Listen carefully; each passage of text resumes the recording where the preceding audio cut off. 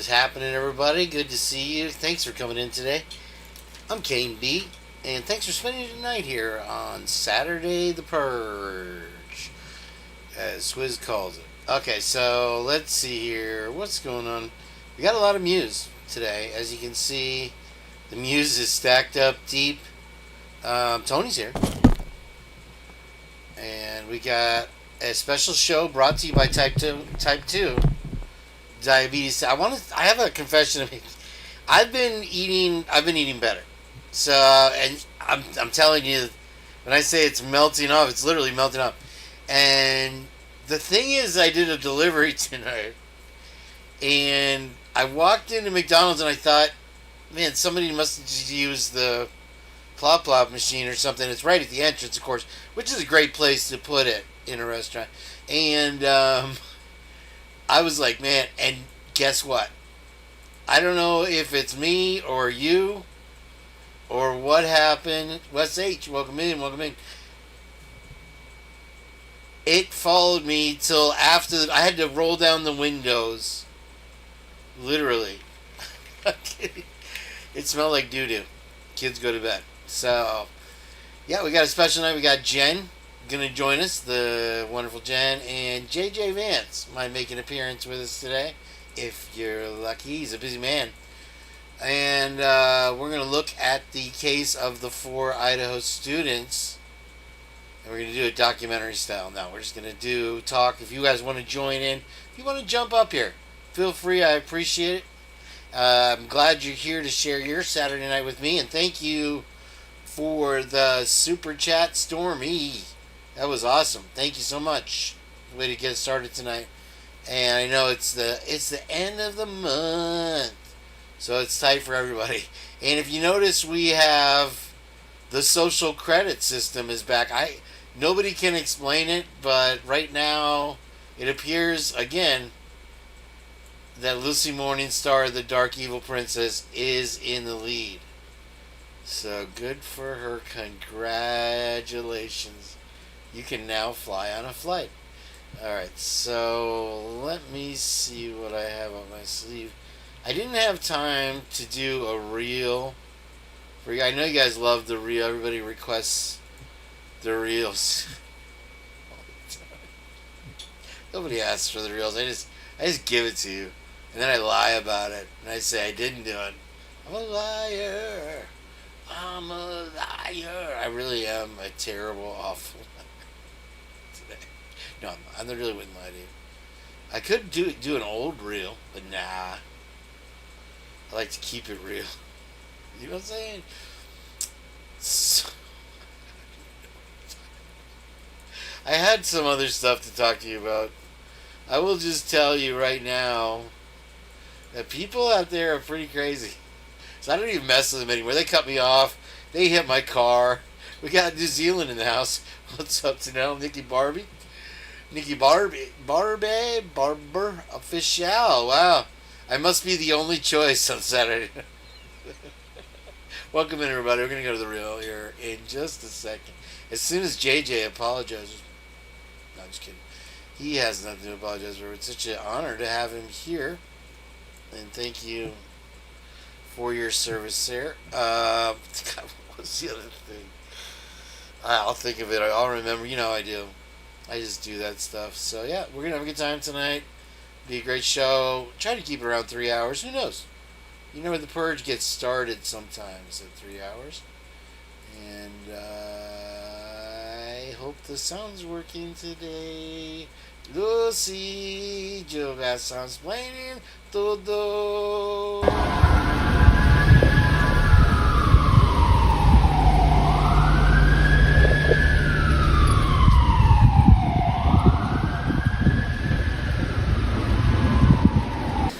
I do not have enough money to pay rent.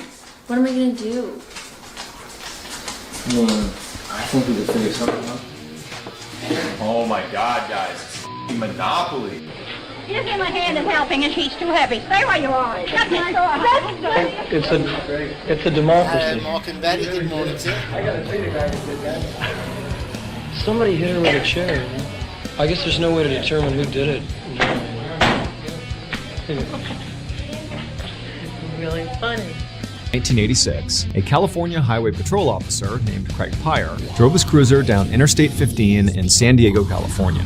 With him was an NBC News reporter, and there was a cameraman. They were filming a segment about highway travel safety that was set to air later that night. After a few minutes, they passed by a sign that said Mercy Road. At around 4 a.m. the previous morning, a 20-year-old college student named Kara Knott had been found strangled to death in a creek right near the Mercy Road exit. For whatever reason, she wound up in that cul-de-sac and then encountered someone dangerous who took her life. And so as Officer Pyre passed by the Mercy Road exit and continued down Interstate 15, and as they filmed, he began talking about the basics of highway travel safety. Anything could happen. Being a female, you could be raped, robbed if you're a male, all the way to where you could be killed.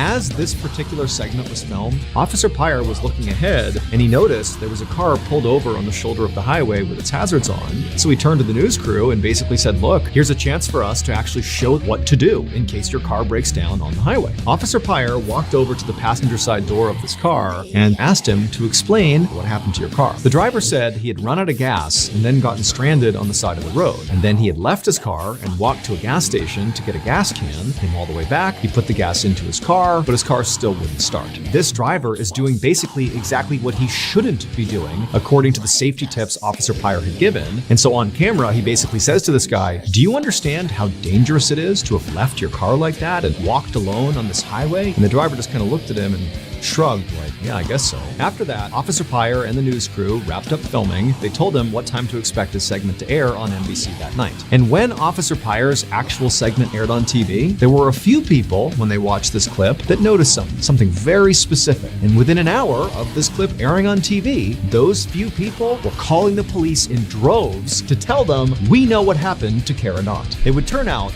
all the clues the police needed to solve the Kara Knott murder case were right there in that 1.5-minute long video. Because what happened to Kara had almost happened to over 24 other women in San Diego. The other 24 women who encountered the same person, the killer. They were terrorized and tortured and held hostage for a couple of hours, but eventually were let go. But Kara wasn't. During her encounter, at some point, the killer clubbed her over the head and then strangled her to death with a rope. Now, the killer at first had gotten away with this until they were featured on that 1.5-minute long video. And some of those women who had survived their attack, they're watching the segment and suddenly their attacker is on TV. And so put that all together and they thought, boom, that's the person who killed Kara Knott. And sure enough, the police would follow up on these tips and they would confirm that the man in the video was Kara's killer. And Kara's killer was none other than Officer Craig Pyre. Officer Pyre was found guilty of murder and sentenced to 25 years to life. Well, the whole Grand Canyon thing is bananas. Like, there's areas of the Grand Canyon you cannot explore. You cannot go. You cannot fly over. Right. And you can't fly under the rim. Yet when you go to those bad places, suddenly a white plane flies over under the rim, black helicopters show up. I showed on my episode. I show the black helicopters showing up. Like, they do show. Yeah. Like they are protecting something. It's not as simple as this is a dangerous area, because you can go to any dangerous area. You go just to the normal tourist area. It's like, be careful. Core News here at 6 o'clock. An age-old dream becoming a reality. A local inventor has discovered a way, hear this, to use water to run your car. It's a major breakthrough that will no doubt make motorists happy. And as Ralph Robinson explains, the Pentagon is also showing lots of interest in this project. I don't care if you use rainwater, well water, city water, ocean water. If you don't have any fresh water, go ahead and use snow. If you don't have any snow available to you, then use salt water because there's no adverse effect to the fuel cell. Myers was determined, he says, to design something to protect this country from oil embargoes. And we have calculated that if we take the dune buggy from Los Angeles to New York, we would roughly use 22 gallons of water. The Pentagon flew a lieutenant colonel in last week to look at Myers' invention. There's talk of possibly using it in the Star Wars defense program and to run army tanks. Myers is currently perfecting a water fuel cell for cars. It will cost about $1,500. He says it won't need any maintenance and you won't have to replace it. What the? Hello? Hello. I'm sorry to bother you, but there is a creepy guy who's been following me for the last 10 minutes. Yeah. Can I stay at your place until it's done? Yeah, come in. Thank you. Are you okay? I just hope he didn't see me coming here. This is like a movie. This is like a what the fuck? Oh my god, dude. I'm like creeped out. Yeah. Hello. What is it?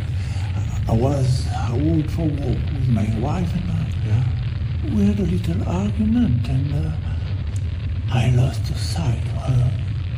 Yeah. Huh? Have you seen the woman? What's with his fucking eye? No, I'm sorry. 45 years. No. Blue eyes. No. No, sorry. Bye. Are you sure? Yeah. Are you ready to get punched in the goddamn face?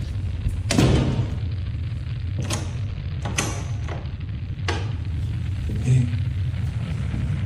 It's okay, he's gone. Can you check if he's gone? Yeah, it's fine, he's gone. Are you sure? Yeah, I'm sure. Wife is telling her husband that he needs to make more money so she could spend more money. My husband says he's upset with me because, in his words, sweetie, you need to stop spending so much money on DoorDash. Yeah. Ordering it 3 times a day is not appropriate, and we need to start living within our means. Honey, it sounds like you have an income problem, not that I have a spending problem. Start earning more money and we won't have these issues. So I took his credit card that we share, and I booked a vacation for my daughter Richard and I. We're staying in a hotel tonight, and I hope he enjoys that I charged $8,000 to his credit card. Make more money, darling. Surprise, surprise! They are now divorced. I waited all day. Let's go. You waited all day. I waited all day. This looks amazing. Red flag guy. Ambush. Video. What? Voila. This candle's real. Yeah, be careful when you walk in. Huh. I love living for So it's never should have flown past your teeth. Real candles, fake candles. Hey, don't kick, don't. Come on. That's your fault for having real fire. There's a lot of attitude in your gratitude. Hold on, we're gonna get into the gifts in a minute. Let me just show you all the details. You'll pull up the rest, right? No, this is all I got for you right now. Happy birthday to you. Happy birthday to you. My heart is not so good. I told you the girl to go to and how to. This looks like cheap. Like you threw this shit together. I'm so glad I'm recording. Wait till you see what Santa got you for Christmas this year. Hope you like barbecuing in January.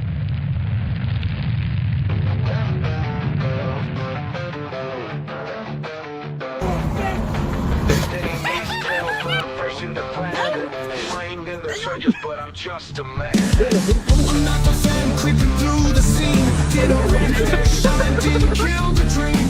They're stitching this case like it's made to fit, but I'm calling them out. None of it legit. No car, no loot, no trail to see. You're looking for a villain, but that ain't me. I'm not your boogeyman. I'm not your ghost. Didn't take their life, didn't come that close. They need a bad guy, but I don't agree. I'm standing tall. Just let me be. Now you're being the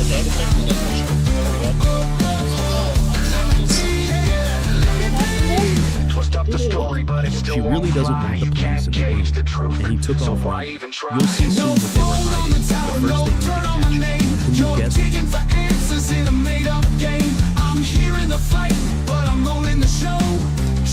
I swear to God, the only way to get a job as a teenager is to know somebody. I'm not your ghost. I didn't take their life, didn't come that close. They need a bad guy, but I don't agree. I'm standing tall. Just let me be.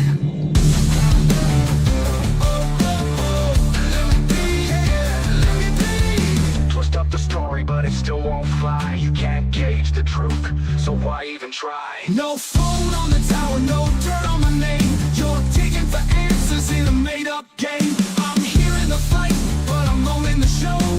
Truth's Yes, got my you have to back, like and it's and ready follow. to blow. I'm not your boogeyman. I'm not your ghost. Didn't take their life, didn't come that close. They need a bad guy, but I don't agree. I'm standing tall. Just let me be.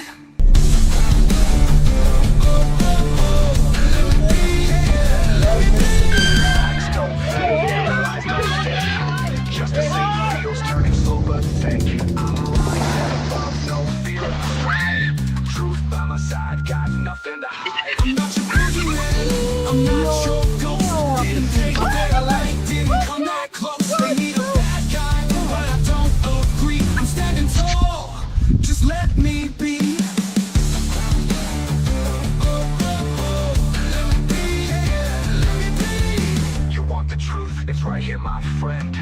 Justice ain't fair, it's how we win in the end.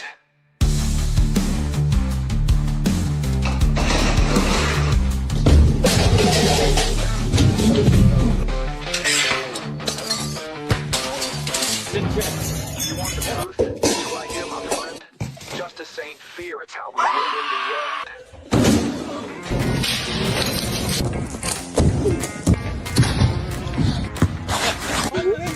These are from Michelle, by the way. Is that the name you claim? Falling through genre, let me play this game.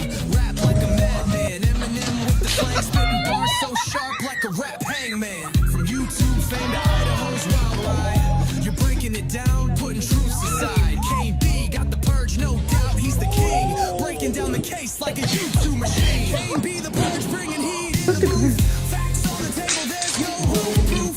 Throwing down lyrics while the world's watching. Is it guilty or free? That's the question. Kane B the purge, taking Idaho. He's got the heat and the truth breaking the norm. We're all glued to this case, no one's letting go. Will Brian be guilty or will he be let go? Kane B's in the game, watch him lay it all bare. Will justice find the truth or just disappear in the air?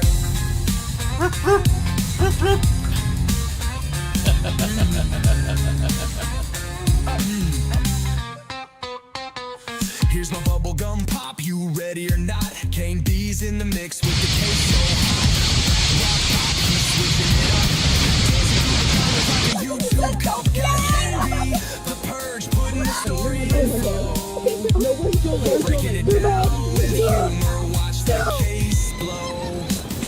Boom, Kane B's riding with electric groove. Breaking it down, yeah, he's on the move. He's got the purge, so come and watch him reign. Sipping on knowledge like it's truth on a train. Kane B the purge, taking Idaho by storm.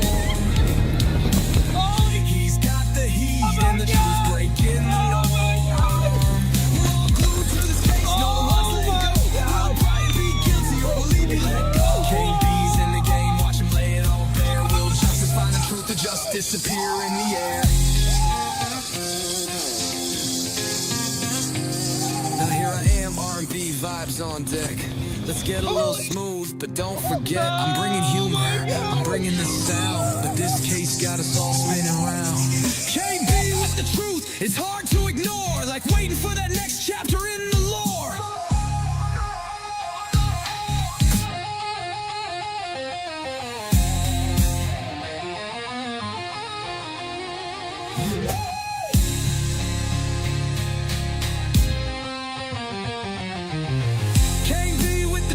It's hard to ignore, like waiting for that next chapter in the lore. All right. Welcome back, everybody. I'm Kane B. I'll be your host of this, as JJ says, shenanigan-infused journey through the Idaho 4Ks. I'm going to turn down the fan so it's not blaring. Hold on. Let me get over here.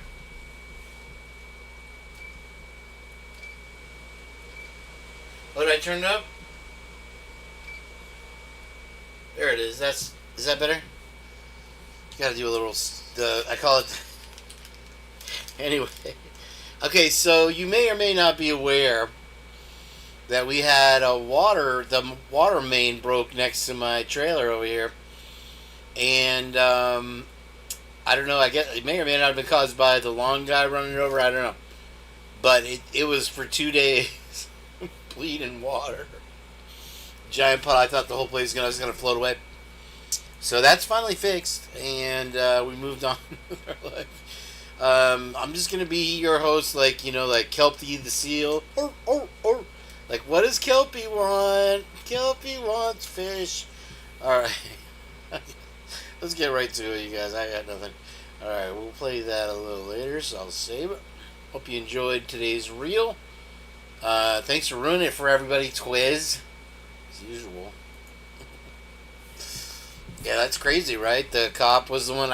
They totally had me fooled. By the way, today's show brought to you by Pink Drink, and it's made by these people at the Coca-Cola Company, probably. Oh, it's been in the freezer. This is how we do it in Florida Watch.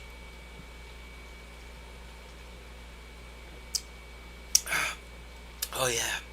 I guess the job done. And then we got corn. It's also brought to you by corn. I'm halfway through my summer sausage and corn. Put a little barbecue sauce in it for flavor.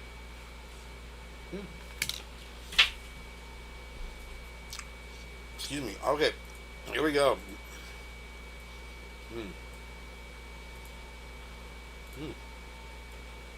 It's hard to do the muse when you're chewing corn. You know, chewing chocolate. You missed that. Alright. Welcome in something too fast with fleas. You got dissertation here. My favorite, you know that one friend always has on a diet. Yeah, I'm dropping the LBs, bro. It's nice because they send scoops. Somebody else jumped in. I didn't see. Tell us what. Welcome in. Tell us what.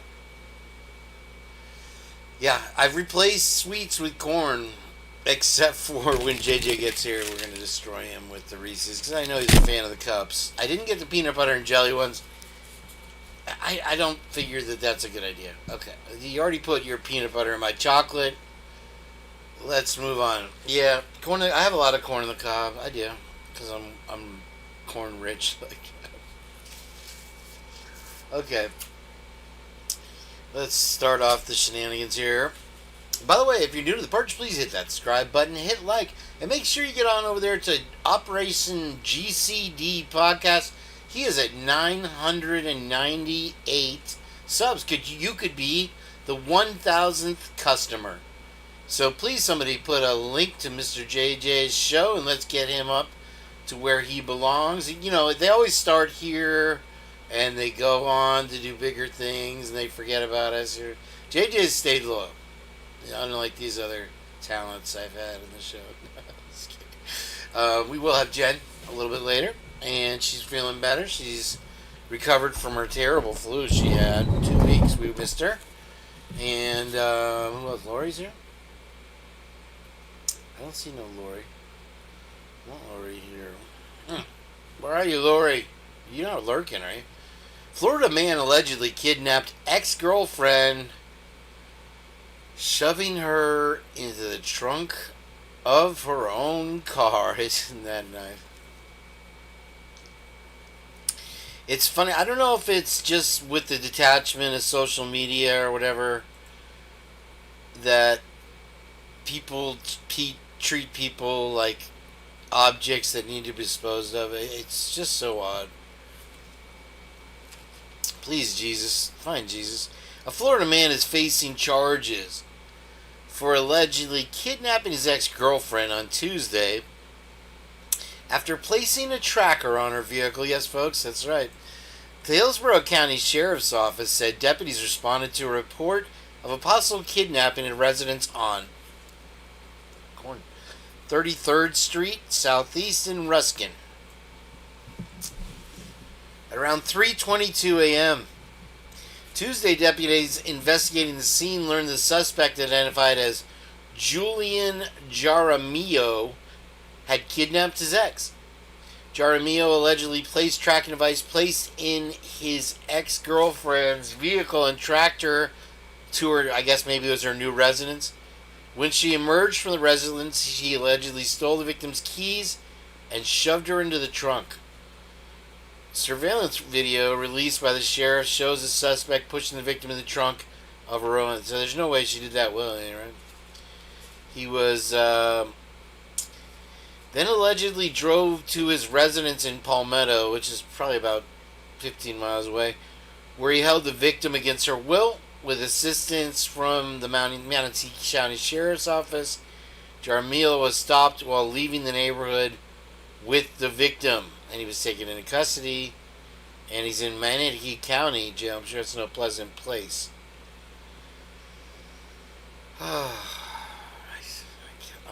Thanks for joining us, folks. That's the show. Hope you enjoyed it. Hershey, that's the one I missed. Welcome, Hershey. Oh, Hershey, the Shadow Reader. That's the one. Oh, hopefully we'll get a reading today. Okay, so this was... I think there's honestly music to it, so since we got Doug on tap, if you know what I'm saying.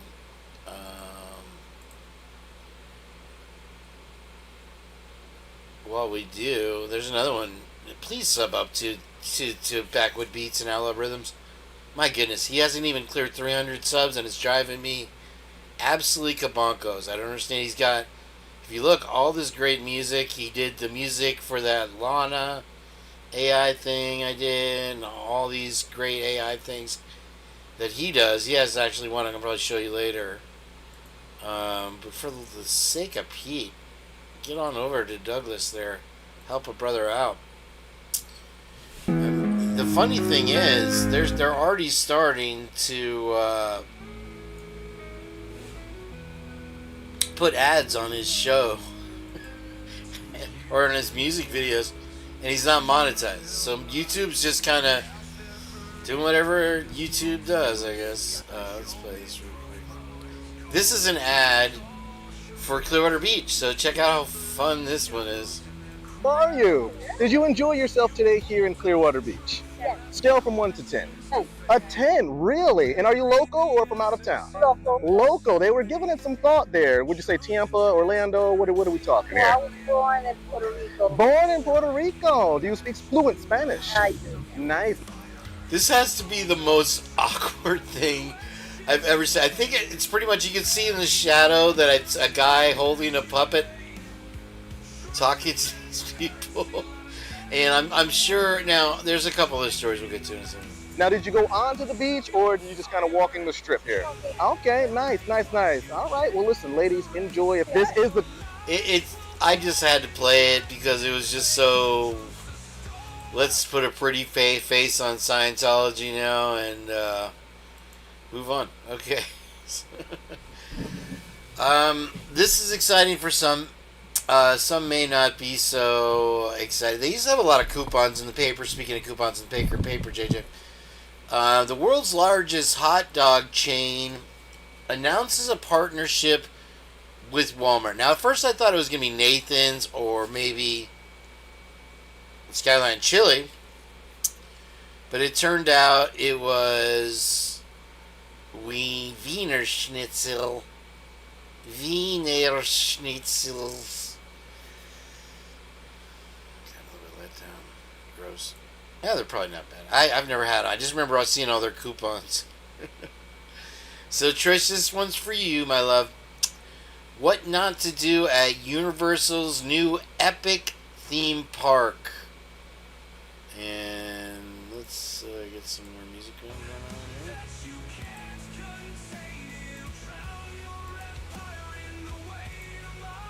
Oh, they got me on the ad. Always get me on the ad, right? Hell, there's a lot of food muse today, let me tell you what. Okay, we're gonna just crush this anyway. Right. This is a kind of a... I'm gonna tell you right now... Why did this open? That I was... Hey, there's Lori, we are purging. We were just asking for you. Welcome in, welcome in. Heather requested that you get this. Oh man, nothing's working. There it is. Hold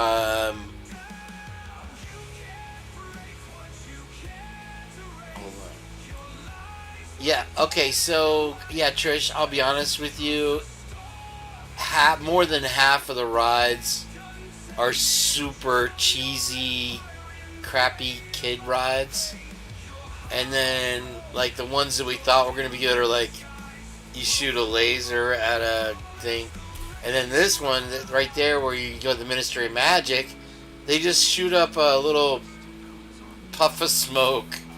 I thought they were gonna whisk you away and it's lame, dude. But the lines are already at 4 hours to get into this joint, to ride the rides anyway. This roller coaster looks good. Now, that's is it Legoland or Nintendo Land?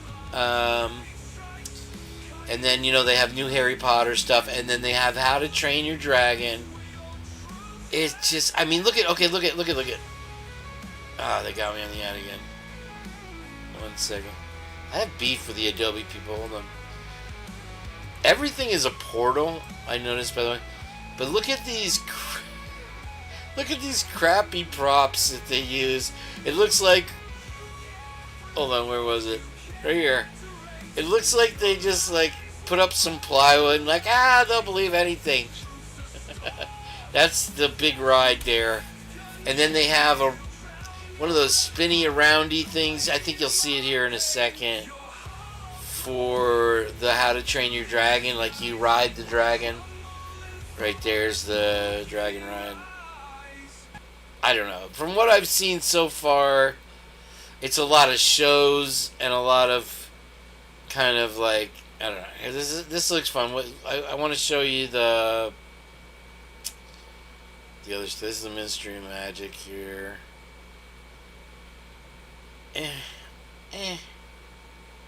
No. This is the most anticipated one, and I don't know. So they didn't show. Where's the one thing? It's supposed to be back here. I have another video, I think, of this. We'll look at it in a second. So yeah, if you want to, right now the crowds over the summer are going to be insane in Orlando, obviously, anyway. But let's get into food news today. Wendy's new burger replaces buns with grilled cheese sandwiches. You may or not be a fan of Wendy's. But anybody that does I want to go bigger. Let me see. There it goes.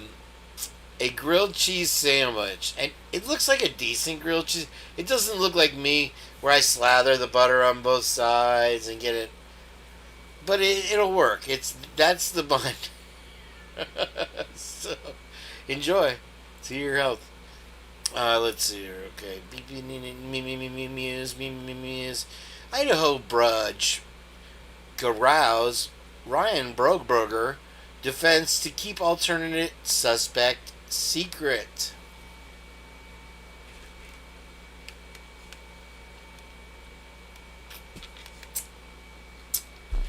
So they're calling it Brian Koberger's legal team's curveball late in the game in the high-profile case of the Idaho 4,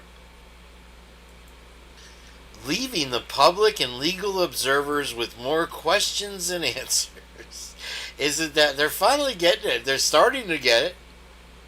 Judge Hippler's recent ruling has sparked heated debate as he permitted Koberger's attorney to keep key evidence about an alleged alternator perpetrator. A penetrator?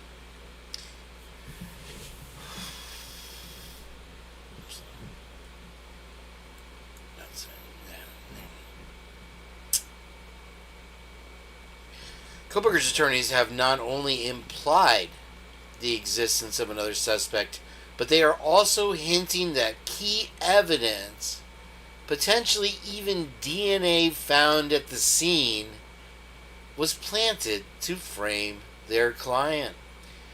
Lead defense attorney Ann Taylor told the court in April that another suspect was buried among the police's initial trove of investigative tips.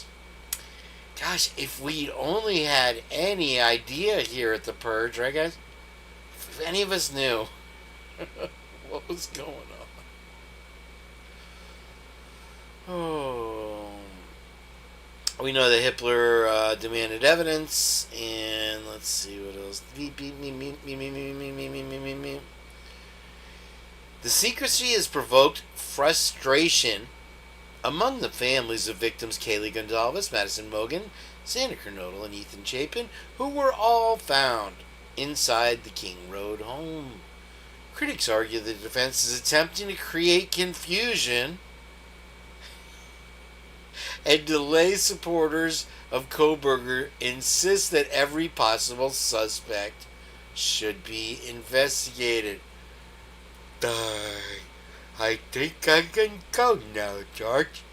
Legal experts say the alternate suspect theory can have a significant impact if it reaches the jury. Criminal defense attorney David Seltzer noted that even a single juror convinced of reasonable doubt could prevent a conviction, given the requirement for unanimity in capital cases. He argued that jurors might find...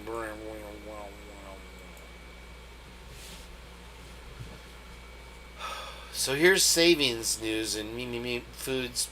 7-Eleven is selling its glazed donuts for 50 cents because you know that National Donut Day is coming up, and we're not going to miss that.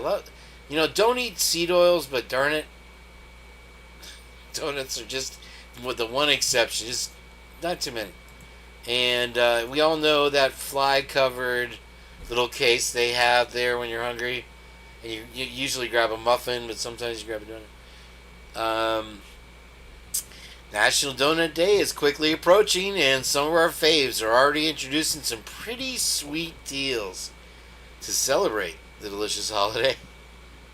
Also, June is Gay Pride Month, whereas if you lose your life, give your life for your country, you get a weekend. I'm just saying. If you're gay, you get a month. At 7-Eleven Bakery is all about delivering delicious, fresh experiment that feels seamlessly into customers' busy lives. I'm not going to get into it. Law enforcement reps disgusted after illegal alien allegedly unalives Air Force recruit. There will be others.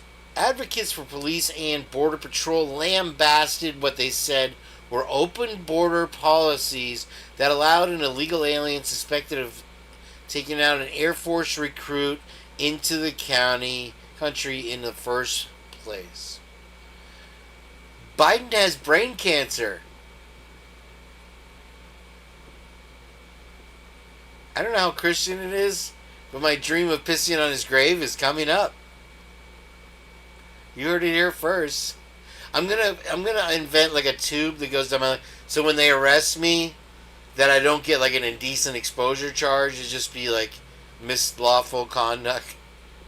Oh, it's happening though. Him and Fauci. Yep.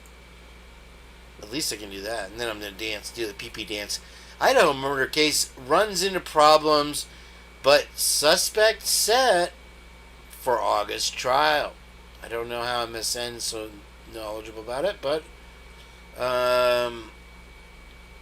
the case is running into problems, not the least failure by prosecutors to ascribe a motive for the killings. What? Which terrified a region. Last week, they requested a trial delay, non-dissemination. The leaks included... Further problems may arise in July with the pretrial publication of the Idaho 4 by the crime writer James Patterson and the journalist Vicky Ward. Where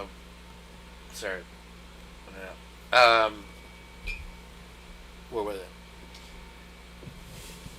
Coburger's attorney have said the blurb for the book suggests that the apparent Dateline leak was not only the only violation of the court's non-dissemination order, and a delay might mitigate the prejudicial effects of the inflammatory pre-trial publicity.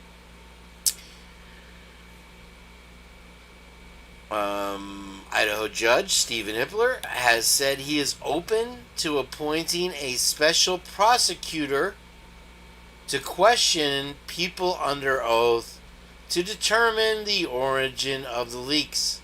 But whether or not the delay is granted, a number of recent court filings have been going against Koberger, who has pleaded not guilty. His defense team has tried considerable evidence, including a 911 call alerting police to the crime.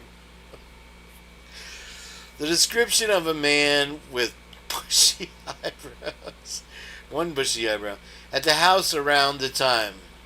What? And his Amazon shopping history. Amazon records show that account numbers, email address, Badakabar, blah, blah, blah, blah. Shut up. You know that one of Daniel from the Pretty Drunk Chicken Plucks there, the last time I noticed his live, the only title he could come up with, is like, I guess he didn't have some special lying guest that day, like Blum. And so his title was Pro Burgers Suck. And somebody tried to say, oh, after they struck me 6 times, that we were fellow pro burgers. Like, wink, wink. I'm like, first of all, fuck you. Second of all, I'm not a pro burger. Kids go to bed. Fuck you. And you know you are. Alright. I'm not angry. Don't strike me, though. Epic Universe Review is Universal's latest theme park worth the trip. I'm going to have to say meow. I'm going to have to say meow. I don't think so. Now, Florida residents are getting all kinds of deals. Guess where? To Disney. So, come on along. I'll get you in. It's $60 a day. You have to buy 4 days. So, if you have a family of 4... that's $1,000 just to get in. I tried Burger King's How to Train Your Dragon meal. That's right, folks. They have a How to Train Your Dragon meal in honor of Universal, obviously. Here's what to know before ordering. It's a whole article. I'm just going to show you the burger. Here it is. There it is. How to Train Your Dragon. That looks like a How to Train Your Dragon burger, right? I don't know. Burger King is not real food, but at least it doesn't smell like the commode when you deliver it. I actually haven't. I think I've never delivered Burger King. I'll be honest with you. Silent Jew in the house. Oh, troubles here. I better watch it. All right, let's see here. Israel becomes the first country to down drones in combat with the laser weapon. Yay, Israel! All right. Good for you, and there it is. And we've been hating drones as long as there's been drones here on the Purge. I've told you what they use them for, how they use them. And, you know, it is illegal still for you to shoot down a drone, even a private drone. Now, you have to have a special license to fly them at night. So, you know, they have all these tracking things. So, I wouldn't recommend shooting down a police drone at this venture. I still think they're a huge violation, and they're really, ladies, make sure you have lead paint on your walls, and that way they can't see in your house, because they're using the same X-ray technology now. Oh, I didn't. You're making that up. Is that Yum Brands? With new campus, Pastor Doug Wilson's Christian Valhalla grows in Idaho. Moscow. On 30 acres at the edge of Moscow, Idaho, construction crews are erecting a Jeffersonian set of classical buildings. Okay, now remember that the Christ Church is very large across country. They got the St. Andrew's College. They have these mega churches. Moscow just happens to be the most beautiful girl in the world. Please excuse me for my stupidness. Arranged around a central quad, resembling a miniature University of Virginia. But this isn't a public university. It's the new campus for Logos School, part of the influential pastor Doug Wilson's decades-long effort to transform this college town into his own. And don't feed the feds. The expansion reflects the rapid growth of Wilson's church, which he has led for 50 years. driven by families with 4 to 6 children on average. And emigration, people were chased there by blue state governors, Wilson said. That's believable. The church has doubled in size since 2019 to about 3,000 people. Roughly 10% of the population of the university town in Idaho. So it's still just a mew. The pace has even caught up and caught Wilson off guard. The church recently completed a new church hall next to the burgeoning Logos Quad that seats 1,200 people. Wow, they're really building a mega church right there in Moscow. Wilson says they've already outgrown it. We didn't anticipate it being this rapid, he said during a recent interview. We know what to do with all the people. We're scrambling. We don't know what to do. And there he is with Tucker Carlson, giving him legitimacy. Totally. Alright, let's move it on. That's pretty wild. I just thought this was interesting. I wanted to note that... Oh, what did I do? See what I did? ESPN is going to broadcast 2 Vandals football games in 2025.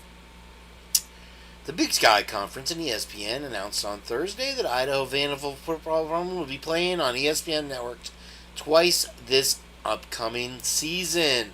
So mark your calendars, guys. On September 27th, Idaho will renew one of its oldest rivalries in the country with the Grizzlies from Montana, and it will be aired on either ESPN, ESPN2, or ESPN New. Kick-off time will be announced later. And then in November, on November 1st, they will be playing on Halloween matchup. Oh, against Northern Arizona. So maybe I will do a live and we'll do a play-by-play and we can watch it together if you have the cable there. This is a sad story out of Georgia. The grandfather sacrifices his life to save 2 granddaughters from falling tree limb. He was a hero. And that is a big doggone tree right there. A 27-year-old Georgia grandfather, 77-year-old, 27, that would be rough. What kind of family? Well, it is Georgia. No, I'm just kidding. By a falling tree limb as he saved the lives of his twin granddaughters while they were in their backyard. Manuel Pinzon passed on Wednesday afternoon, according to WANF. Son-in-law Jason Krause told the outlet that Pinzon saved the 8-year-old twins by pushing them out of the way.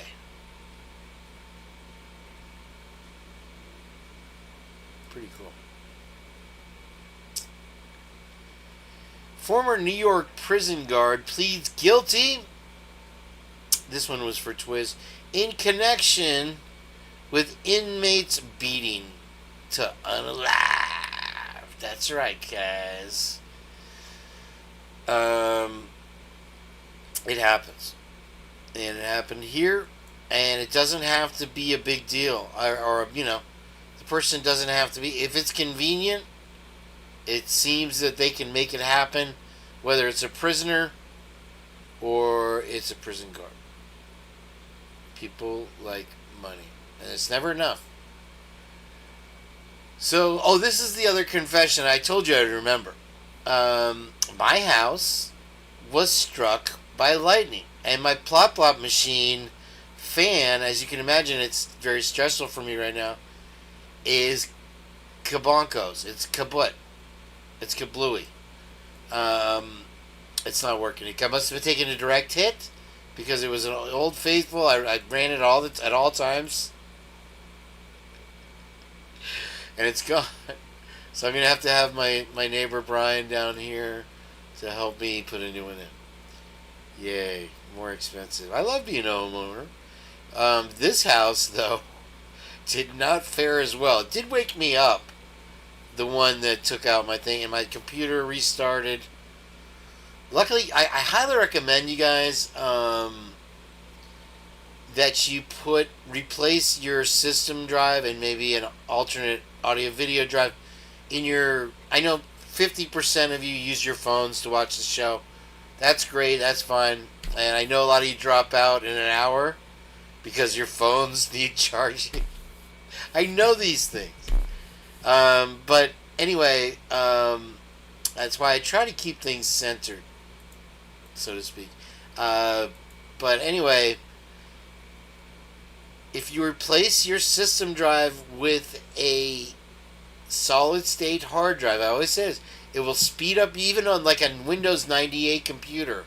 Will be very fast, faster than a lot of the ones that you have out there. If you have an older computer like me, I have Windows, what do I have?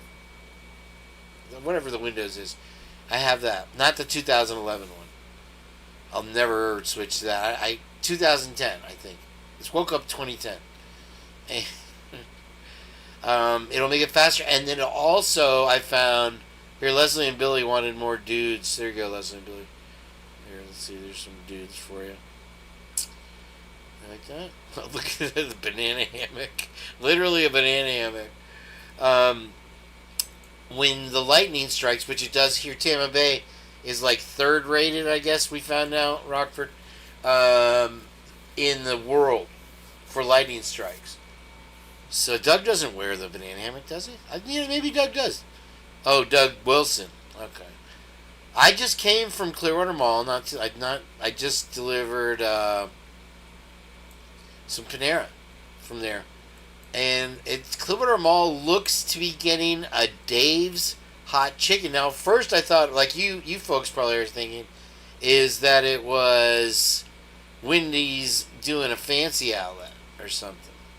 But no, it's just this Dave's Hot Chicken. They're like Kane's Grill or whatever. Known for California born. Yikes. Nashville style hot chicken with highly flexible spice levels, like light, mild, excuse me, man, that chord, Reaper for the truly brave. Okay, so Dave's Hot Chicken has been growing, and now we're getting one here at Clearwater Mall, so if you live in Clearwater, you should be excited. Alright, yeah, I can't, with these electrical bikes now, and these mopeds, and these super electric bikes, and then you have, on top of it, you have the Harley guys, and then you have the crotch rockets, and then you have the WRX guys. You know, if you know what I'm talking about, these Subaru kids that they have to rev their engines and clip your brake light to pass you every time when you're going 30, and they have to go 95. So now you have these electric bikes everywhere, and they think they're in a car. They act like they're in a car. Many of them don't even have lights on their vehicles, and they just cut through parking lots. They go through red lights. They don't stop. That's what everybody agrees with me on, at least, is they don't even look, and they don't stop. And so the police just have their hands full with these people, and a man was rushed to the hospital Friday after Clearwater authorities said he crashed his moped into a wall and was thrown off of an overpass.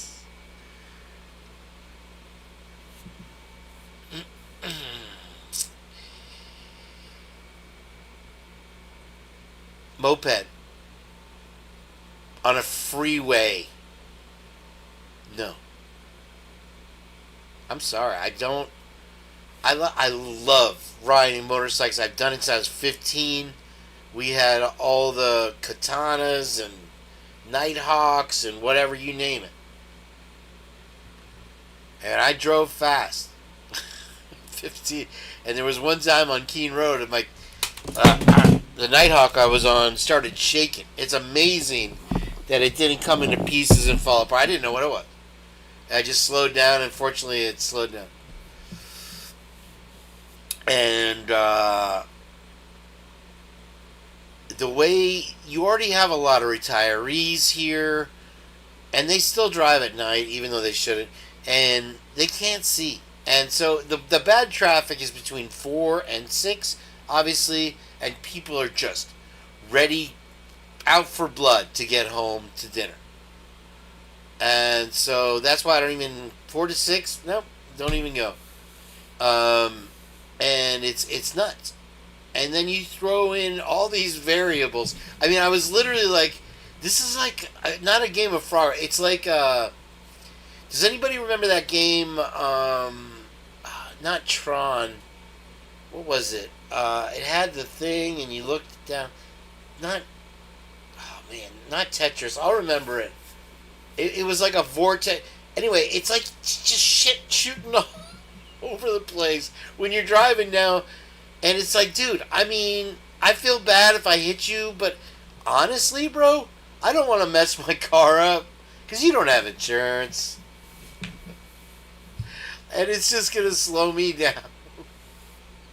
That's what I think. I mean, honestly, I'll be honest with you. I drove right by this kid getting run over by a skateboard a couple nights ago. And I think he got hit. I don't know. He was certainly fell hard. And then the car ran over and broke his skateboard. He was riding in the middle of the night with no lights, not at an intersection, skateboarding across 4th Street. I was on a delivery, dude. I'm like, see you, hope you're all right. The guy stopped to help him, so I was like, oh, it needs to be funny. I don't feel guilty. I just, dude, I mean, people have just gone kabonkos.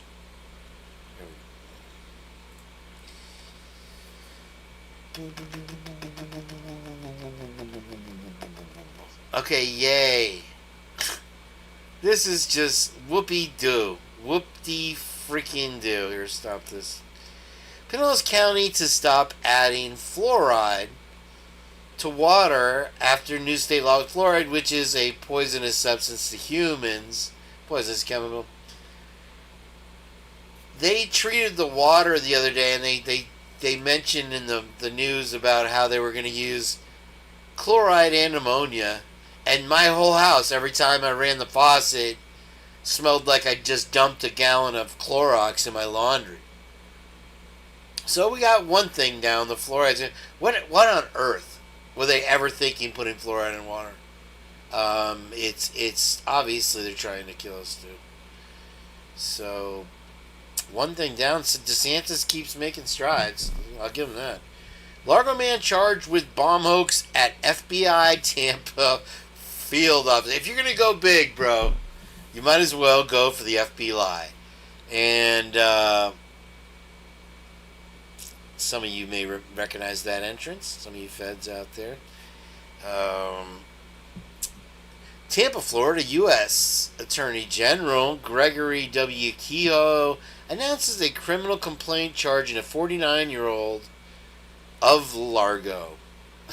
You know that Largo means large in Spanish? Anyway, with conveying false information to perpetuate a hoax. He's in trouble. He wanted to abolish government.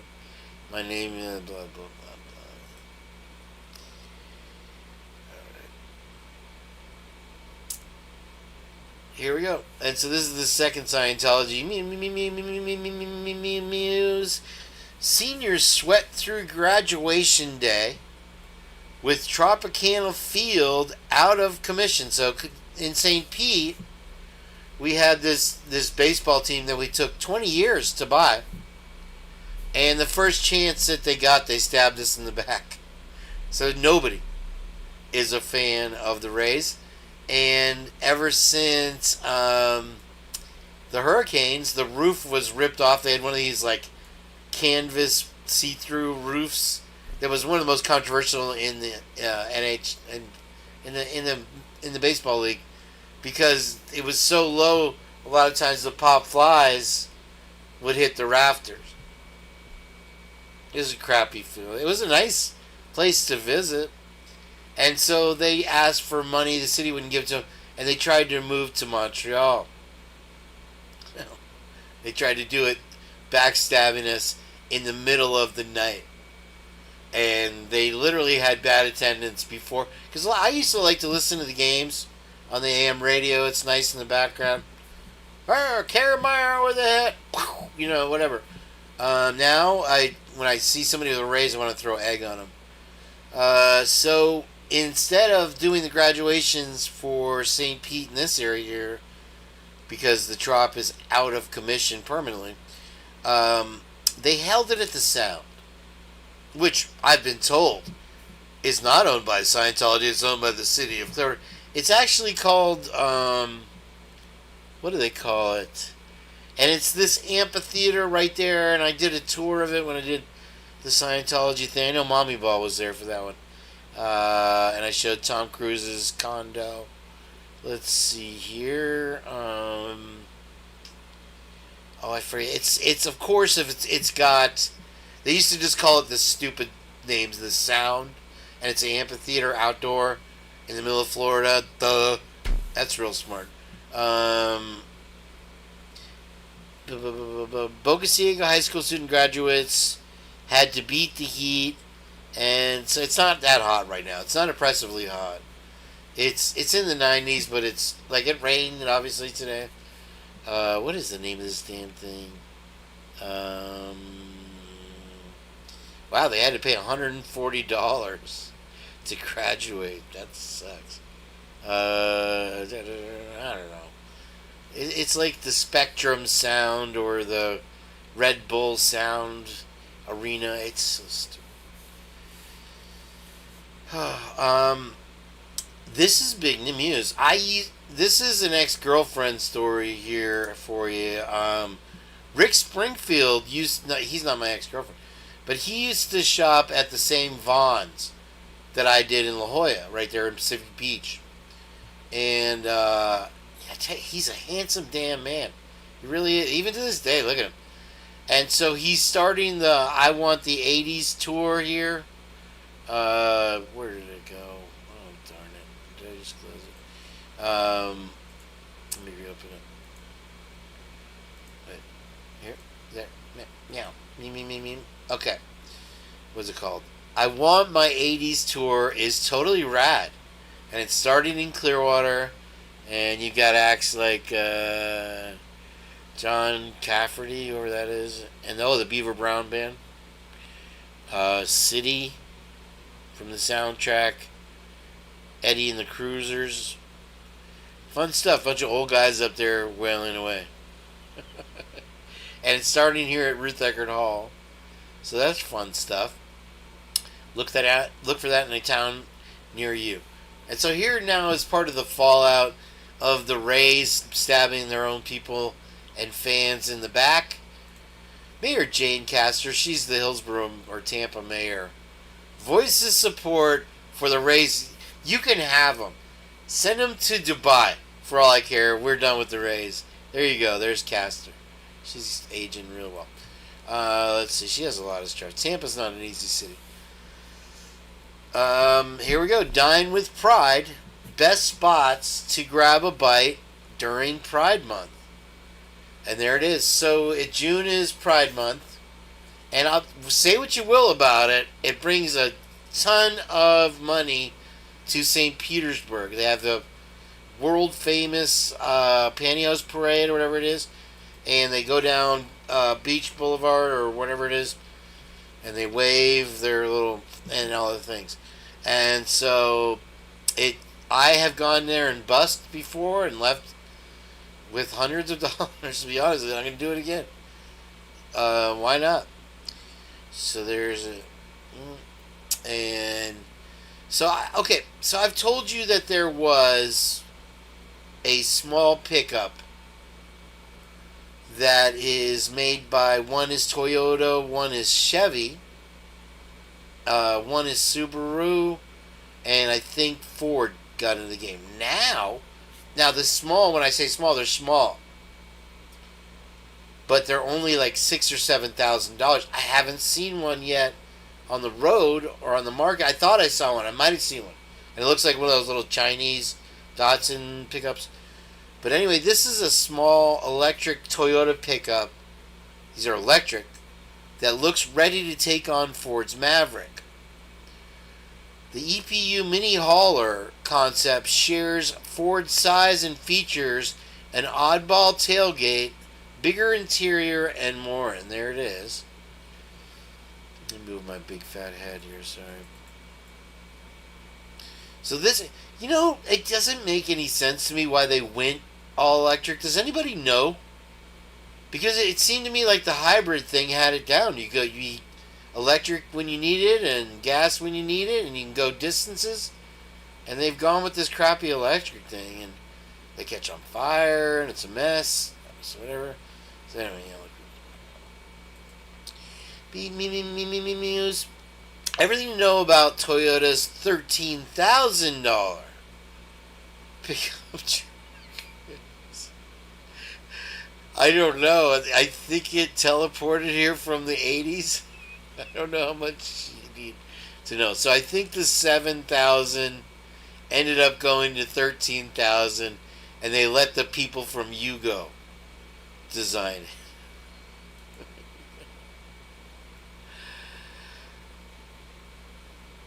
Uranus Fudge Factory. It's in Anderson.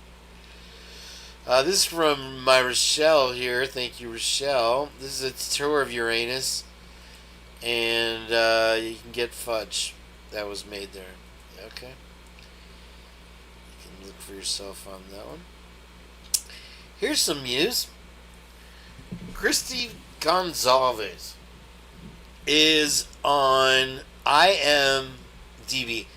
And for as much of a schmuck, as much as I love him, Detective Sergeant Friday there has been saying that the reason that the Gonzalezes are so vocal and that they appear in all these programs is that they have a career path like Adam Walsh, or the FBI's most wanted Walsh guy.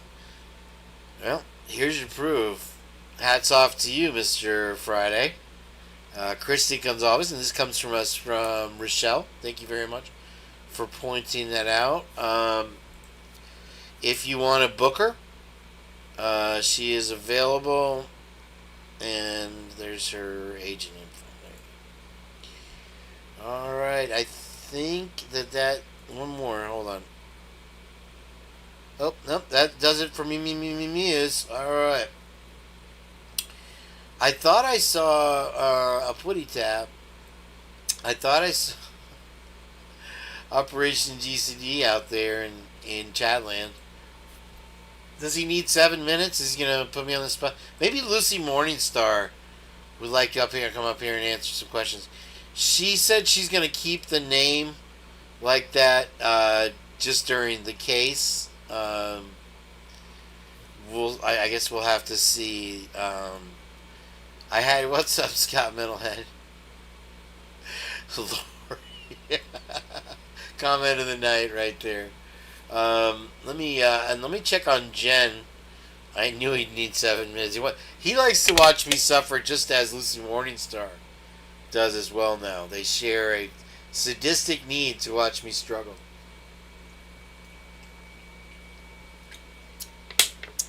However, you cannot torture me. I do live in Florida. I am already on the 8th rung of hell. So you cannot make it any worse. I tell you, Florida, if it had San Diego weather, would be paradise. That would be a good time, Jen. Alright. I'm taking the bite of corn as we wait for our fellow co-host, Mr. Busy Guy, Operation GCD there.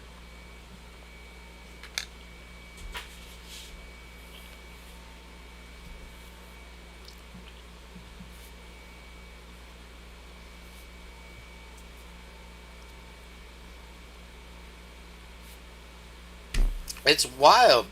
It's so wild that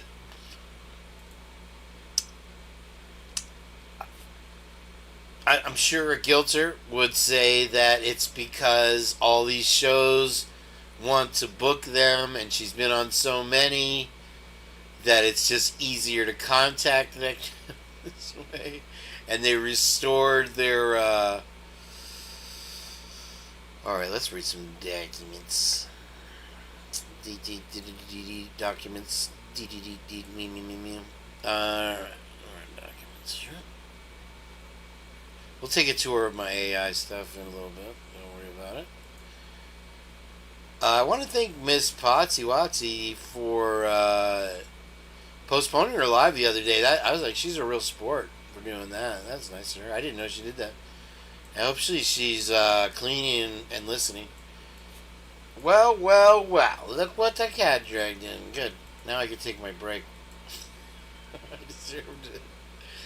Alright. Yeah, I tried to find Operation GCD. Remember, if you're not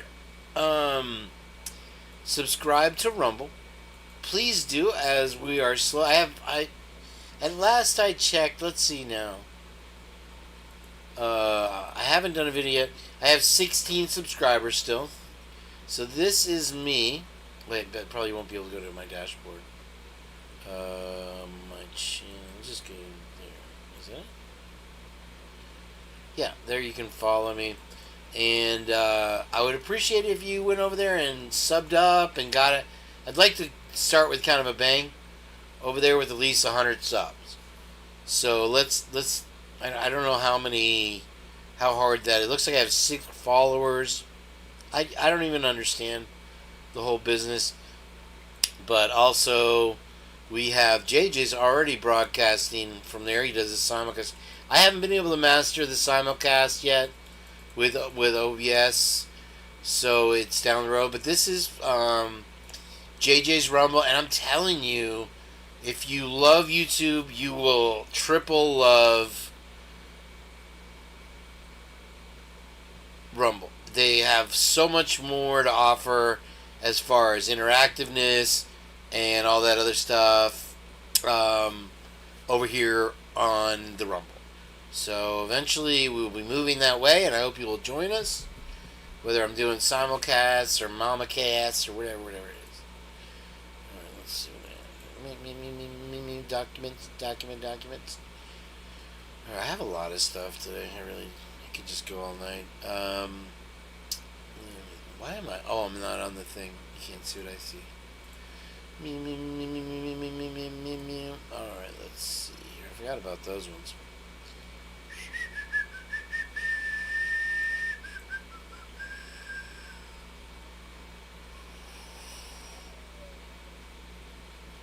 Ooh, okay, I'm gonna have to go to the thing. I don't know. I thought that was a naked chick. I was like, oh my god. That's the live, everybody. Thanks. Go on ahead home. You can't stay here. Let's see. I don't know for sure whether or not. Oh, man, where's the thing? Sorry, guys. Oh, this isn't even. Yeah. I gotta go into my folder here. I gotta dig deep. You guys want to watch me play Star Wars or Asteroids again? It's always fun. What's it?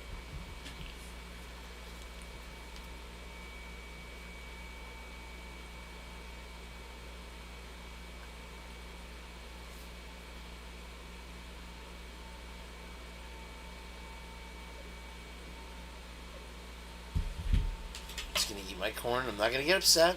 And I'm gonna do what everybody thinks I'm gonna do and freak out. I'm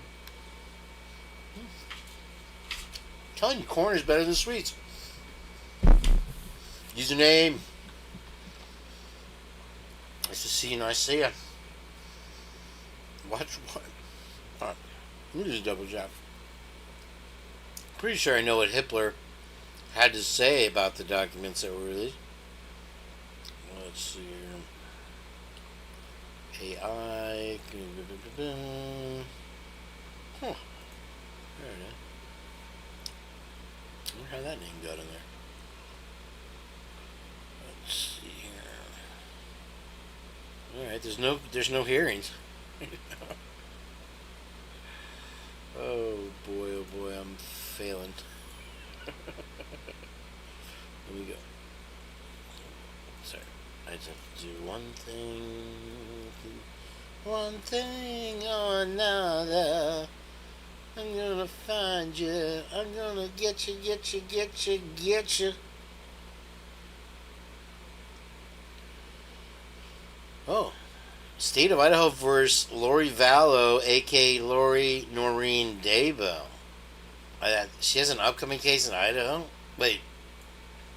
She's in Arizona. They already finished. I thought they finished the Idaho. Oh, apparently not. That's interesting. Oh, we got a new one. Came out yesterday. Order sealing states proposed supplemental jury instruction.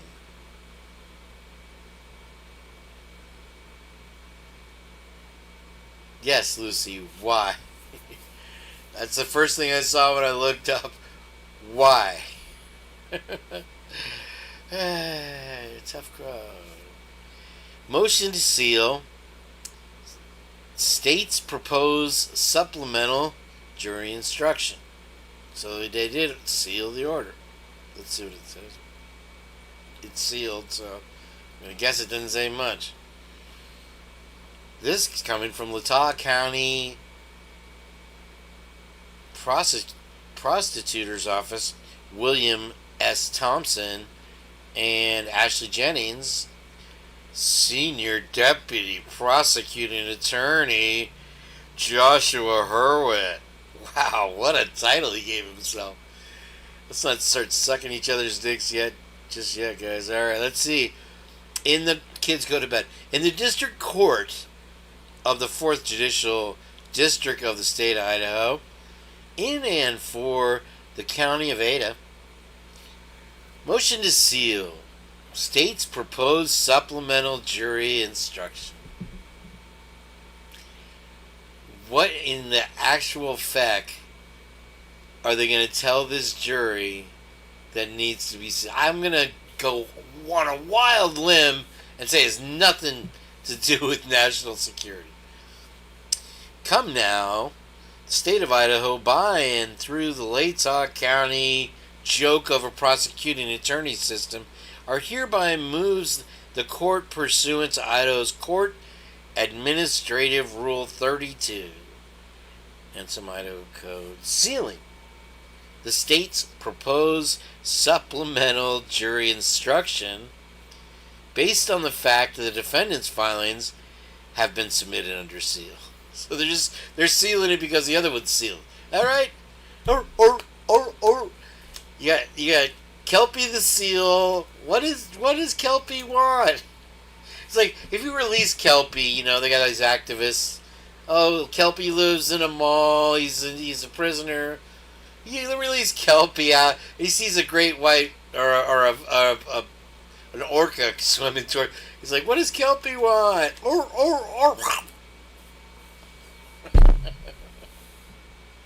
The drunk poultry. I never heard back on how Daniel liked his tits. Boo. Tits in England is not a foul word. It's not a bad word. Tits is tits is tits. Everything's tits. Here it's a very offensive word. We say boobs. Boobs you could say to a 3-year-old, I guess. I mean, if they ask a lot of, this crowd, I'm going to get myself in trouble in here. Some gore cop drops. Yeah, we're going to make a Borg. If you're not familiar with the Borg, please hit the subscribe button. Hold on. I'm going to tell you, this is my next thumbnail here. Just so you know what a Borg really is. Yeah, boobies is probably more appropriate. Huh? This is Picard as a Borg in the Infinity Borg. Well, he's the opposite, the evil antithesis of a Borg. So if you're not familiar with the Borg, it is an evil alien, biotic, robot race that works against all things good. And then somehow they become good and Picard becomes a Borg. I don't know what. I didn't watch that stupid shit. Now, my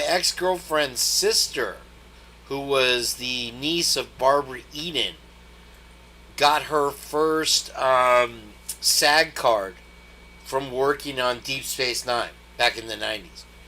And, yeah. I never followed up much after that, but... Anyway, yeah, there we go. I love Star Trek. Back when we only had 4 channels, Star Trek was great. You had the phasers and you had the flip phones. We've moved past Star Trek now, haven't we? Oh, I think I've proven that. Okay, let's see what else we got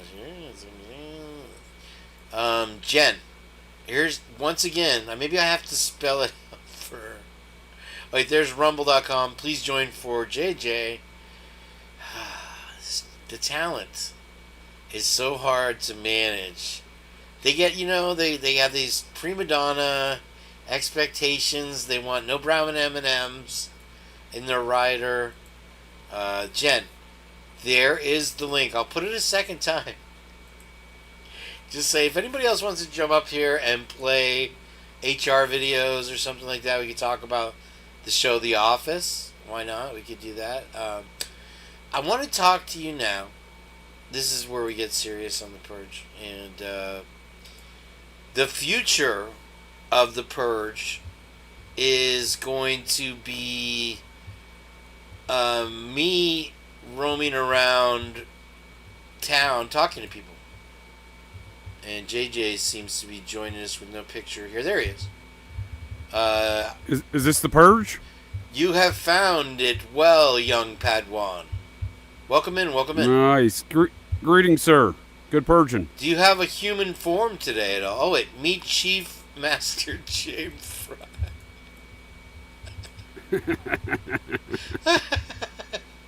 How did you like my Muppetizing of you today, JJ? No, that was fantastic, and I, of course, I had to make you tap dance a little bit. You're a fine broadcaster there, sir, and I wanted to let you host your show before I came with a Chief Fry, GCD invasion here. I was prepared for that, and I wasn't sure if I was going to have to defend you from Post Woke taking you over to her show or not. No, like I said, I have an exclusive. I told her I got an exclusive Hula Burger based contract here at the Purge. So if she's welcome to join us here, but I have got to maintain my Hula Burger contracts. Yeah, I would always drip drop. I need a break, JJ. Do you want to do your introductions and take over real quick? You have any opening statements? See, now I'm doing it right back at you. I just want to take a couple bites of my sausage. And yeah, you do that, sir. You do that. What are we talking about here tonight? Food, sausage, it looks like fast food? What are we talking here? Joining you here. Let me change her echo setting real quick. Can you hear? Hi, Jen. Yes, we can. Hi. Very Jen, nice. greetings, ma'am. Greetings. Welcome to the Purge. Thank you. Get her thing. Oh, you're welcome. Have you met Chief James Fry? No, I have not. I've not had the pleasure. Oh, if you can see the screen, I got it. He's the newest Muppet in the Idaho 4 Muppet series. He's the head Muppet. He's the head of the circus in this image. Yeah. Those are some bushy eyebrows. Right? They should be looking at him, right? I didn't notice that. Bushy. Are those some like ear brows or what is that? His hairline's holding on for dear life. Those are ear brows. That's a scene from when he was talking about giving the belongings back to the family, blah blah blah blah blah. That's right. You remember that? You remember that interview then? Yeah, but then how is they were bringing out a chair, some dirty clothes, a pillow, a vacuum. Okay, how is that stuff going to help them heal? Give me a break. Well, and none of it made any sense, right? None of it. And then I'm pretty sure they gave it to UI to store, and they didn't even give the stuff back to the families for months. Right, and then they put the cars in that same lot where he's standing right there in a basically unsecured lot after sitting the cars outside the home for multiple weeks, as far as maintaining evidence and stuff like that. Again, this whole continuity this whole the continuity of activities around any collection of evidence in this case is just completely fucked. There's no chain of custody to anything. the whole crime scene was contaminated before 911 was even called. I mean, that's period. And the rest of that day by law enforcement, if you remember correctly, no one gloved up or anything else, and I didn't see one single person signing in on a log. And at least I can say that for Nazi felon Mark Furman and gang at the LAPD, they at least signed into the crime scene log at the O.J. Simpson, the Nicole Brown Simpson crime scene. Yeah, I think I saw them kind of. There was some guy standing at the front door for like the first day, maybe. I don't even know if it was a whole day. I just remember seeing someone there who looked like he was trying to write stuff on a little notepad, but probably not. Yeah, but even if they did it that first day with trying to do that, I don't think they maintained that log, because we saw numerous parties go in there later without any sort of, unless they filled out a log and a separate location and then walked into that crime scene. You know what I mean? Like, yeah. Even when they had when the police were still watching the house and they were providing the security before they hired like the private company, there was like a couple different times where I didn't even see anyone sitting in the car. So I'm like, what are they inside the house? Like, what are they doing in there? It's a whole mess. I'm sorry. Hold on one second.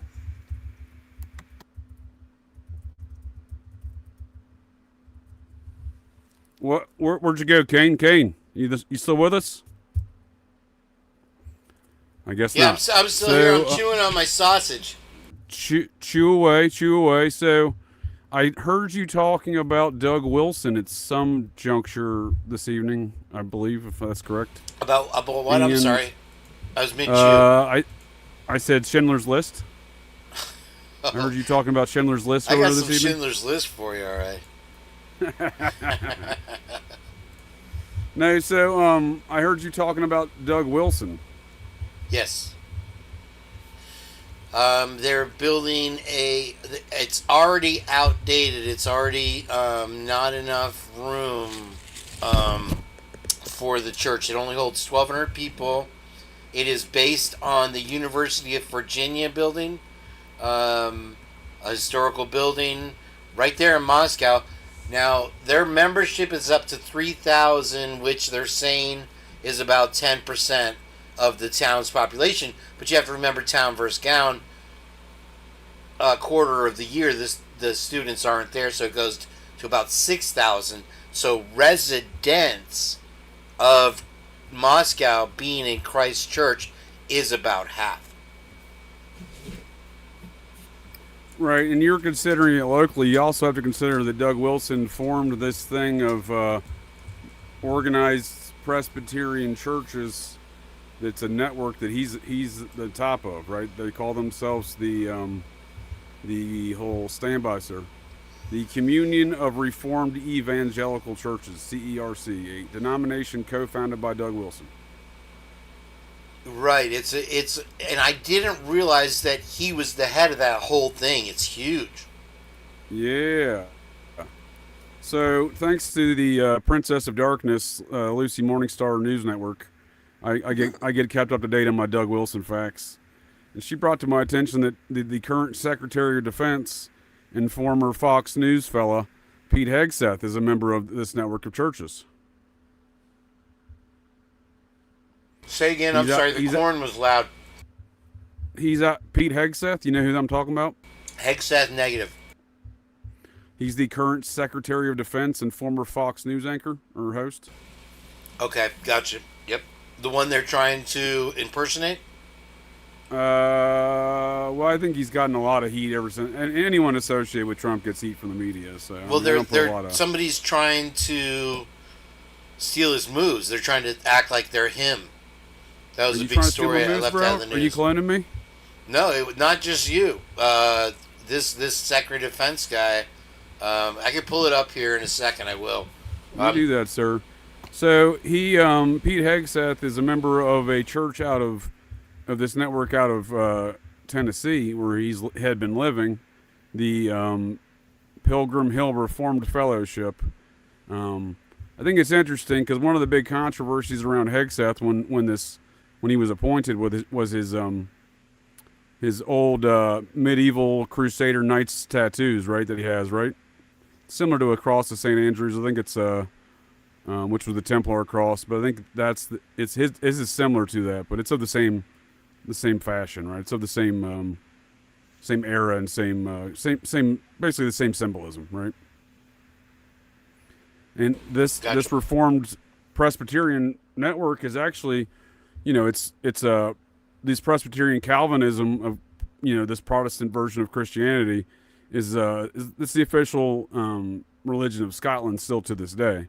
So this religion does have its roots in these old chivalric orders of the Knights Templar. So it is interesting Hegseth has that tattoo, and they made such a controversy about that. And happy to unpack that more later if you like. But to my point on this church network, so Hegseth recently held an event last week, I believe it was, at the Pentagon. And instead of having it was a national prayer and assembly situation, and instead of having the service, at the Pentagon there, inside the Pentagon chapel they built on the grounds there, he had it in the auditorium, and the person who was the lead of it was his pastor. So basically, Doug Wilson's underling was just offering a national prayer service in the auditorium of the Pentagon last week. So when we're talking the power associated with these individuals, it's extensive. It ain't just Moscow. I knew it was getting bigger when I saw that it was on Tucker Carlson. Sure. I knew that had some weight behind it. They're opening up a new church on Capitol Hill in Washington, D.C. on July 13th.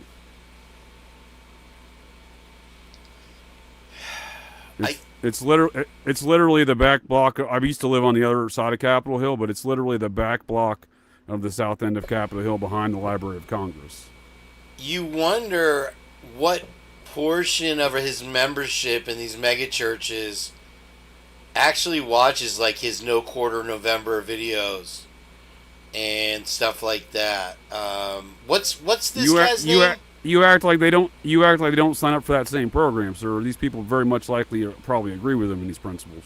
What was the guy's name again? The department of the Bill Blatsky. Oh, Blatsky. Bill Blatsky. Bill Blatsky was down at the bar drinking. I'm back. You remember that Saturday Night Live bit? Yeah. No, I don't know what you guys are talking about. Oh man, it's a hilarious Bill Blatsky. It was a Will Ferrell bit on Saturday Night Live where these dudes would get drunk at a bar and just start yelling this dude's name, Bill Blatsky. It was Will Ferrell, so it was obviously. Look at Clinton. Woo. Has he aged? He's looking more like Jimmy Carter now these days. Can you guys see that? Man, that's pretty rough. Let's see if we can see Blatsky. That's not Blatsky. That's not Blatsky. Oh, is that Blatsky with Bill Gates? That's Warren Buffett. Let's see here. This is Blatsky. Vice President HGA. Elevated to A1A College of Fellows. So is he also, he's very deep into this church as well, huh? Pete Hegseth? Yeah, Bill Blatsky is a fictional name, sir. The Secretary of Defense's name is Pete Hegseth. Former Fox News host, current Lieutenant Colonel in the U.S. Army before he was appointed Secretary of Defense, and reservist style. So he's got an interesting background nonetheless. But yeah, he's currently. I really thought his name was Blatsky. No, that was the old Saturday Night Live bit. I know. It would have been great. We would have had material for weeks on that one. Right? What is Blatsky doing? All right, let's see. There he is. All right, there's Blatsky. And so he's deep in the pocket of Doug, huh? Let's look at big time. Like I said, his pastor at his church who was an ordained minister underneath the certification of Doug Wilson, just gave the national prayer service inside the auditorium at the Pentagon last week, not inside the chapel, which made it a big hullabaloo because they didn't use the chapel, they used the auditorium. I'm not denigrating any of these activities. I don't really give a shit which location they hold it in. You know what I mean? But nonetheless, my point being is, Doug Wilson's got the inside. He's got the Secretary of Defense on his team. You know what I mean? There's been talk that Trump is going to pardon P. Diddy. He already pardoned the one couple that have the reality show, whatever his name is, Chris Lee. And then also we all know that Elon Musk stepped away from Doge today, right?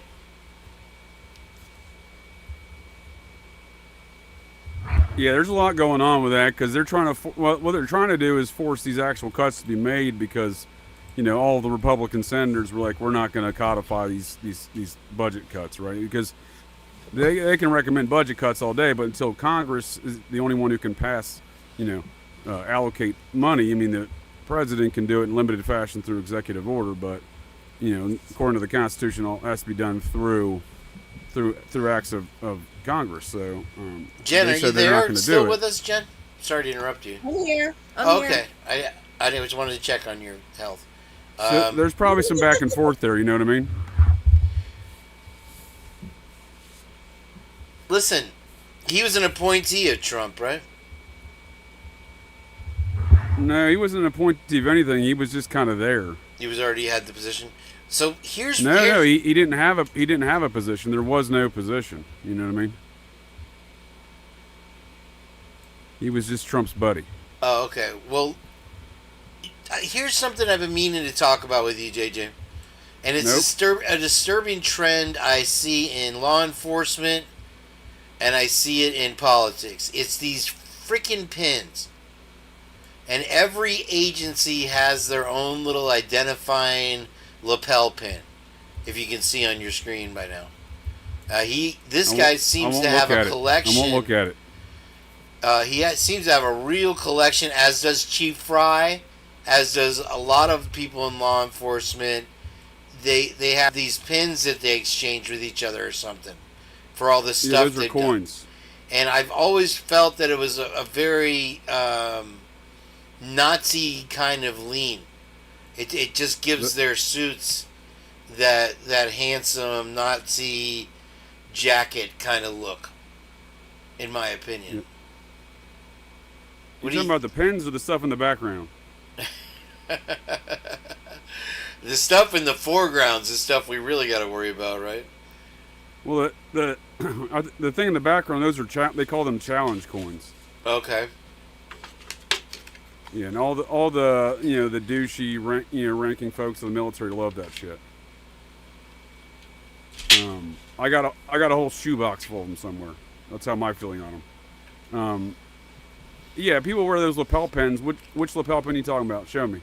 The American flag one? It started with the flag one that you had during the Bush administration, but now you have all these. A lot of times that's their it's just a pen they wear when they're walking through security that they know they're allowed in there.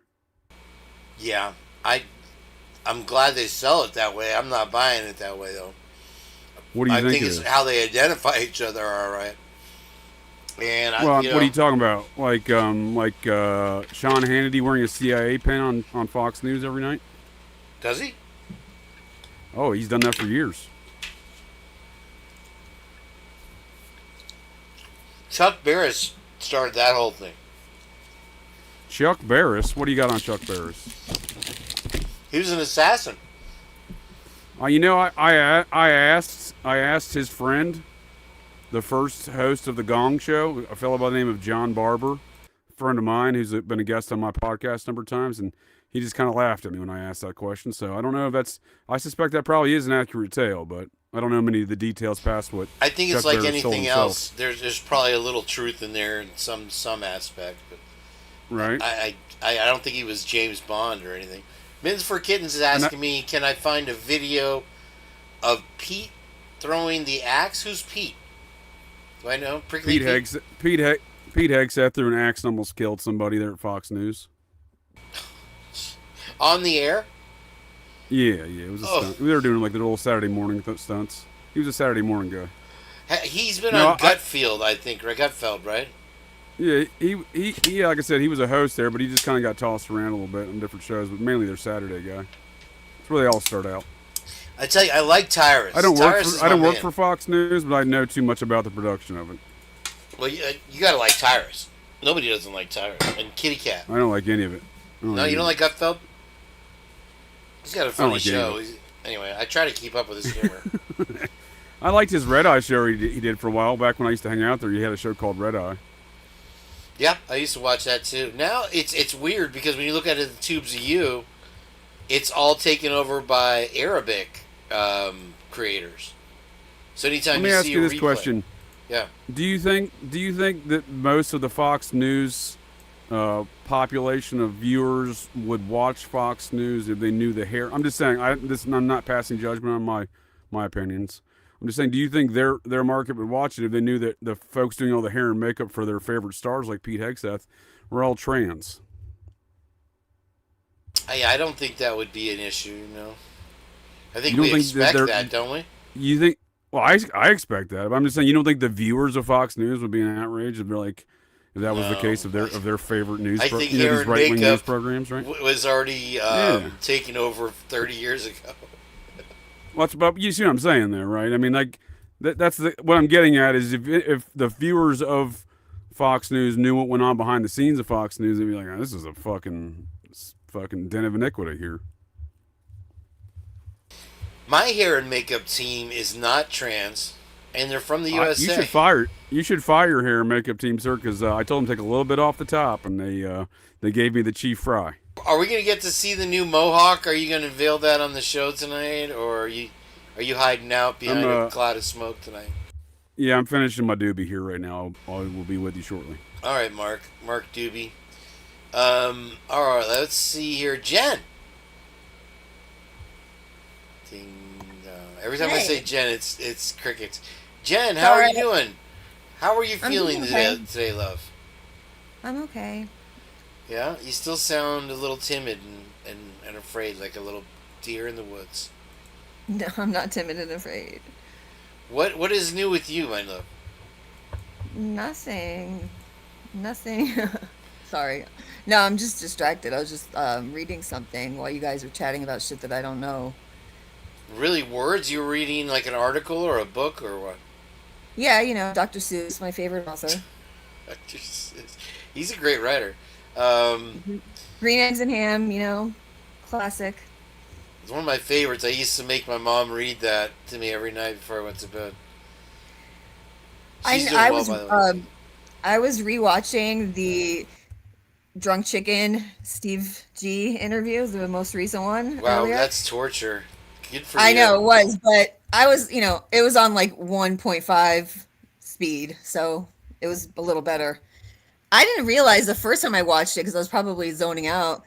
Did you hear the part where he was like literally threatening the true crime community? He's like, "Yeah, I might go to jail." What do you mean? Saying some wild shit in that one. He like straight up was like, "Yeah, I don't want to go to jail. I don't know what, something like that." I was like, "This mother effer." Well, he called us out pretty much by name. He said the misfits that do cocaine on the weekends, or yayo. I'm sorry. And how dare you violate that rule, shots sir? Fired, Now he's graduated to straight up threatening violence. Like, does he not realize that those are the people who's giving him all this money that he wants so much of? Well, you see that Christie is on IMDb, so I mean, it's an emotional ploy for more money, though, right? Every time he goes on to the Drunk Chicken show when he's doing these fundraisers and GoFundMe's, he makes these statements. I assure you, he sees an uptick. Somebody, I think it was, I don't remember whose channel I saw the video on, so forgive me. But someone was showing Venmo transactions and like between Christie and like a sugar daddy or something. Did you guys see that? Damn it, I can't remember where I saw the video. I haven't looked at Venmo. I did not see that. I did not. Yeah, see that. like some sugar daddy guy, and then Christie had responded. Damn it, let me see if I can find it. Mother effer. Are you 100% on that right now? I mean, that's what they showed a screenshot of. I haven't verified it. I don't have Venmo. But, JJ, I'm disappointed they've cut the Reese's Cups down from 6 to 4 at the Dollar Tree for $1.25. At Those Dollar bastards. Tree near you. I love the white Reese's. They're so good. I heard you talking about the Jelly Reese's, and good call. I tried them, not good. Yeah, I called it. I called it. Have you had the white Reese's? Those are the best. It's not actually chocolate. Once somebody told me that it was the fat left over from chocolate, I was turned off by it. You're right, because it says white cream or something. It doesn't actually say chocolate, but whatever it is, I don't give a shit because it tastes good. White chocolate's definitely not, technically not chocolate. You're right. Incidentally, also my rapper name, White Chocolate. There you go. True story. Hold on, let me try to find it. I'm going to mute you for a second.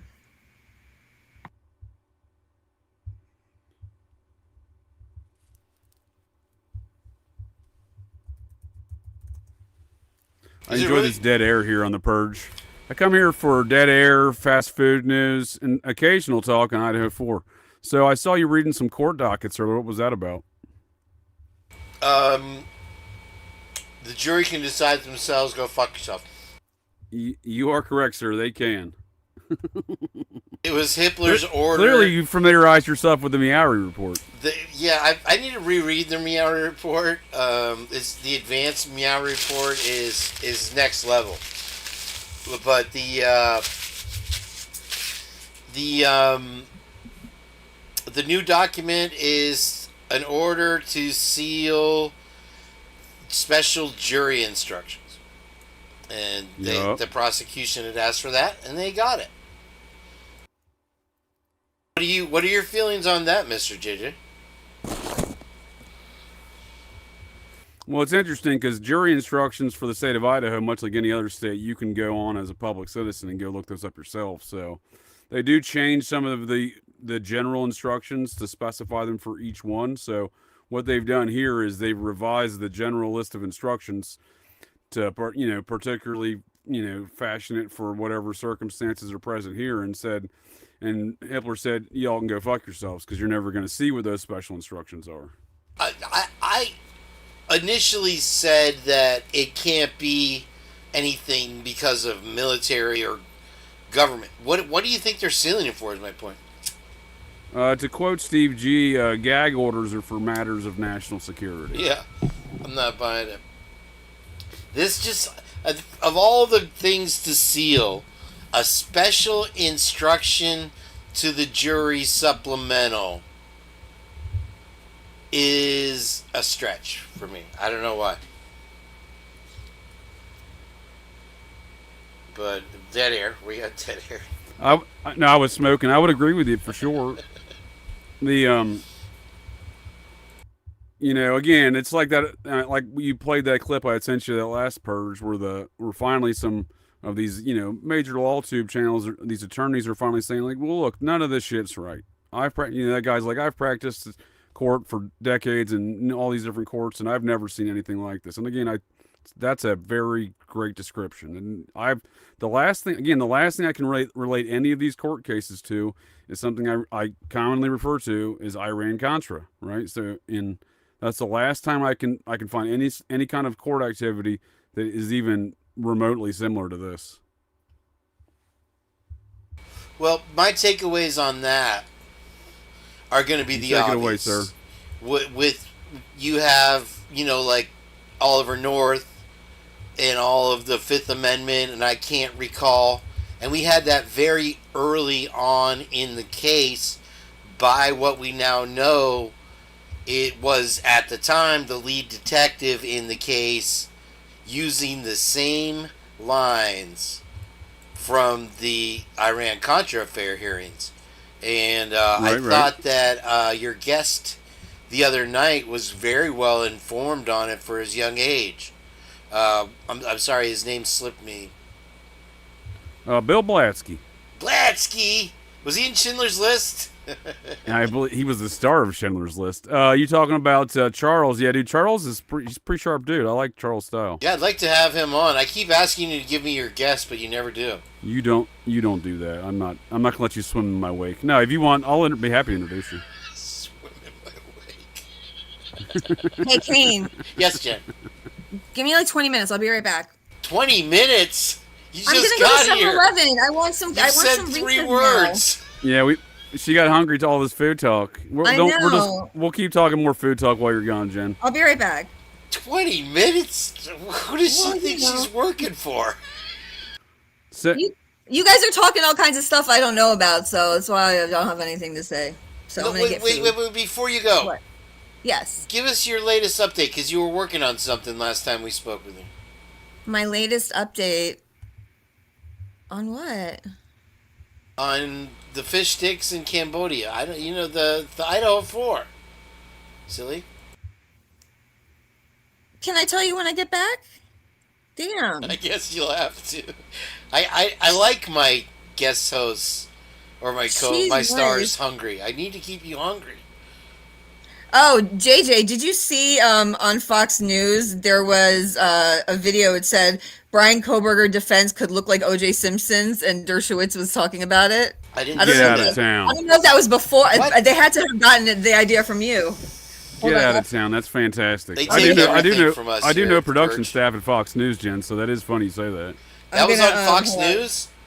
Yeah, I'm gonna copy I'm gonna put it in chat. Hold on. You're the man. Yeah, I won the Fox News production staff's fantasy baseball league back in 2008 and 2009.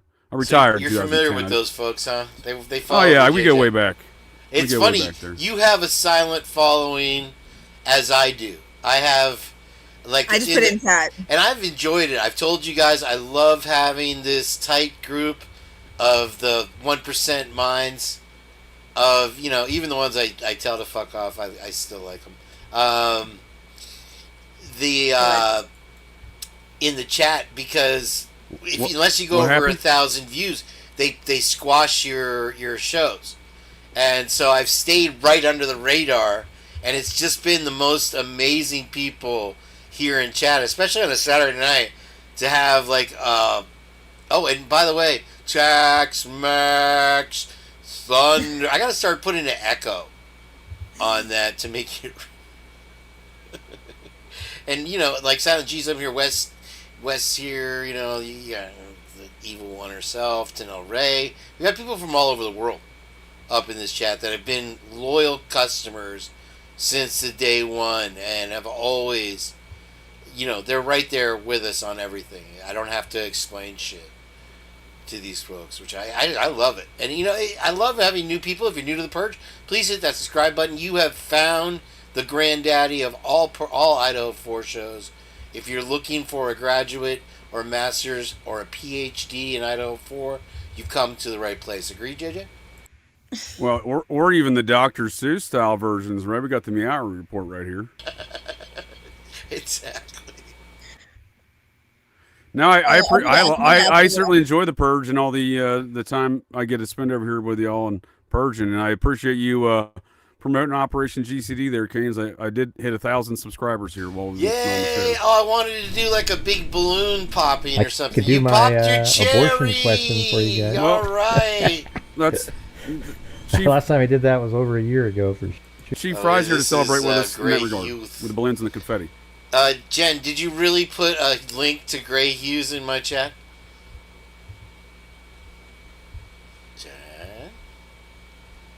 Jen's having a rough time with the food thing. She's battling. She went on that PB run, dude. You got her hooked on that. No, it was muted. I thought I clicked the wrong video. Maybe I don't know what the hell. I don't know if we saw the video, but we heard him, and that was enough to raise my hairs on the back of my neck. I found it, Jen. You got it. So did I do it? Did I post the right one? Oh, I don't know. I'm gonna say I didn't look at your link. I was told it was wrong. So. Really? Let's see.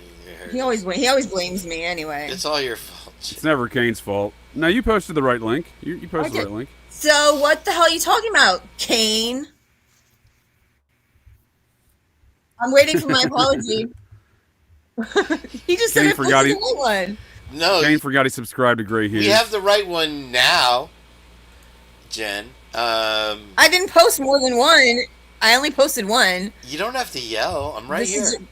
This is just like when you blame everyone else for the echo, and really it's on your end. Listen, this is hilarious. I'm gonna have to write some of my Fox News, my old Fox News dudes, and see if they're watching The Purge. I guess they are. To move JJ. Hold on, let me see. I mean, I do. You know, I have some old friends there. Like, you know, one of my old buddies, I introduced him and his wife. So, you know, I have some deep connections within that community. By the way, are we going to see the Mohawk tonight? Is that coming? Is that down the pipe? It's possible. I have umbrage with your hair and makeup department. Your trans hair and makeup department. I told them to take a little bit off the top. And they gave me the cheap fry. That's why I have one eyebrow. All right, let me see. Is it bushy? Wouldn't you like to know?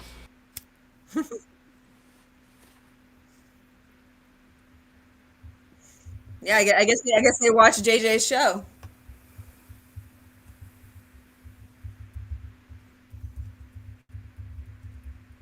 I said JJ's show, not yours. Oh my God, you're slow. Okay, JJ was talking about O.J. Simpson and the other night, right? Remember? On the Purge. Yeah, sure. I've been doing that comparison for a couple months now, which is funny. But it just keeps getting more and more information on that topic, though. It's hilarious. Yeah. So now you got MSM talking about it, so they must watch JJ's show. Well, we must be on to something. When I say we, I found JJ.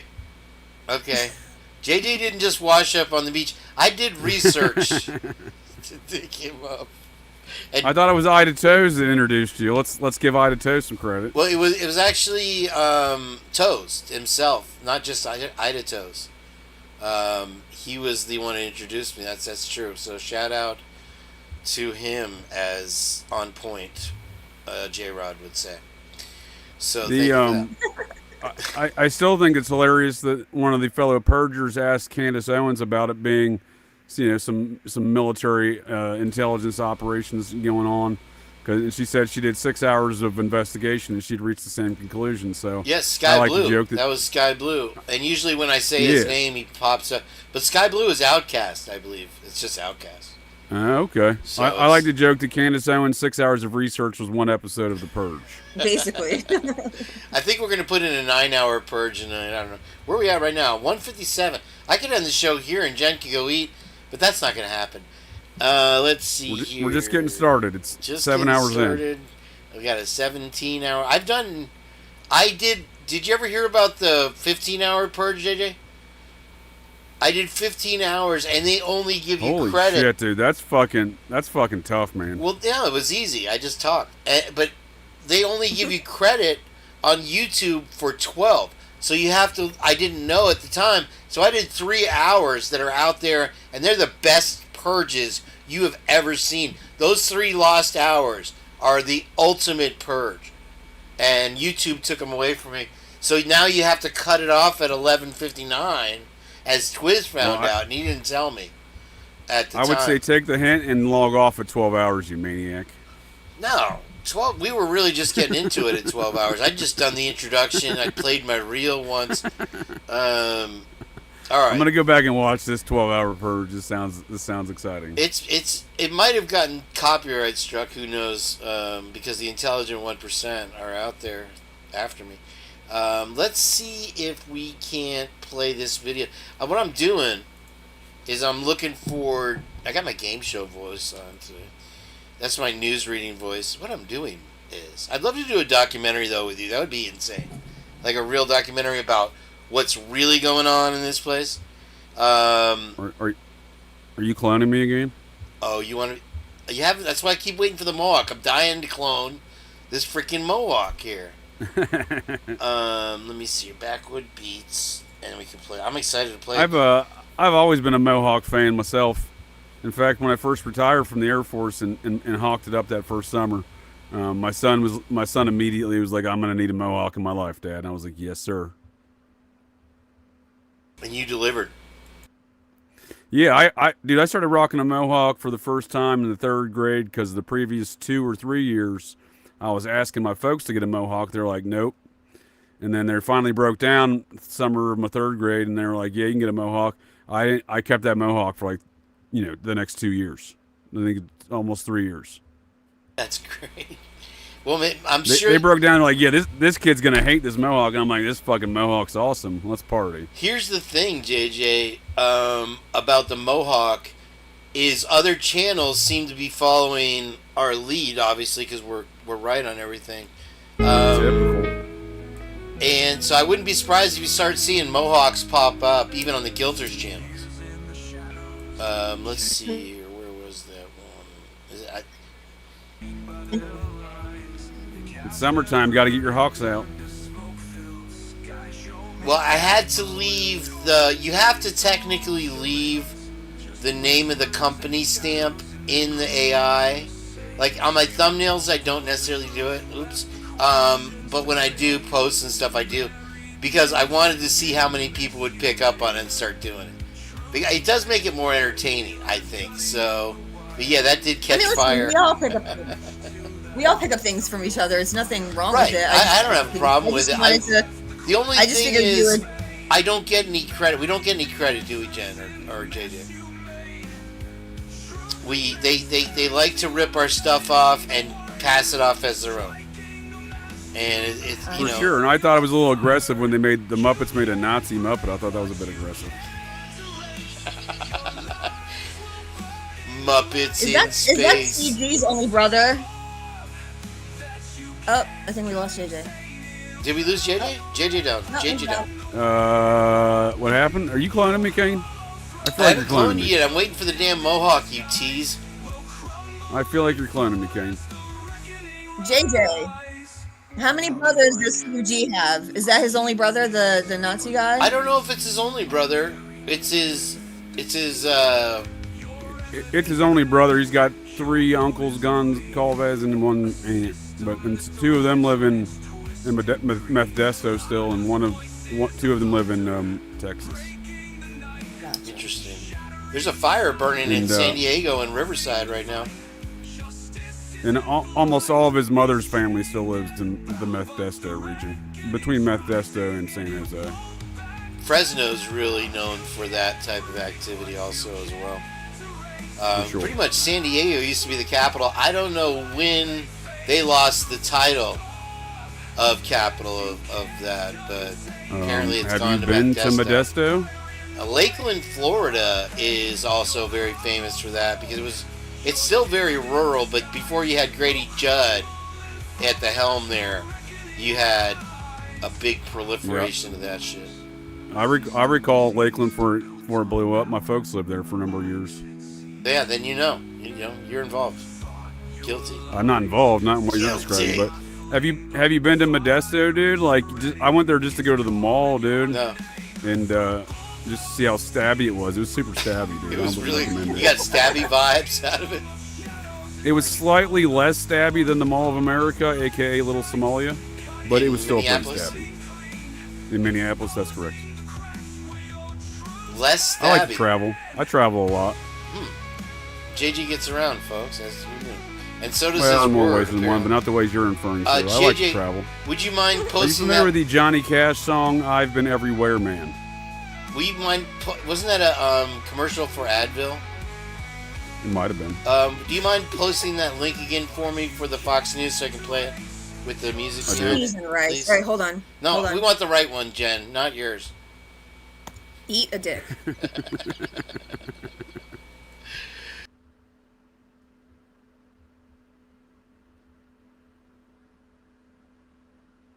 In other news, a 2025 DOGE. I'm going to go take a stretch and listen in on this clip if you don't mind. It's about I'm going 5 to play minutes. this clip, guys, and I'm going to put us at our halfway point and play the reel again for those who haven't enjoyed my self-indulgent reel here and give Jen a chance to go get a snack. And that's about 16 minutes long. I expect you back here in 20, guys. Does that sound good to you? Get them hula burgers ready, sir. I'll be back. I'll throw them All right, down it's in the basement posted. for you. It's posted. All right, we're going to get this going here. Hold on. What did I do? What have I done? Oh, Lord. All right. So It's all your fault. Thanks. Well, finally somebody said it. That's all I wanted, really, was somebody to say it here. Okay, here's this. Yeah, this is it. Okay.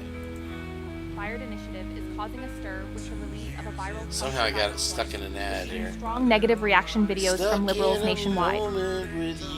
I wouldn't know So the that. Brian as a Kohlberger premium trial fan. is set to start in August. He faces 4 counts of first-degree murder and 1 count of burglary and could face the death penalty if convicted. The judge setting rules for the courtroom, including the trial being live-streamed, allowing Kohlberger's family to attend, and even if they're testifying, and barring the use of certain words like murderer. Let's bring in Harvard Law Professor Emeritus Alan Dershowitz. Alan, thanks so much for joining the program this morning. Sure. So I covered this trial, not the trial, but the actual case for about 2 months, and I have a lot of concerns here. Can you talk about the chain of custody when it comes to the crime scene? I feel like that is gonna be one thing that the defense is probably gonna scrutinize. What do you think?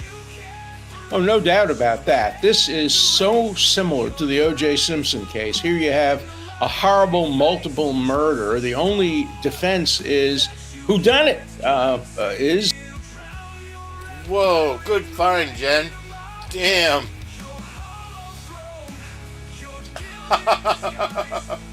Are you still there, Jen?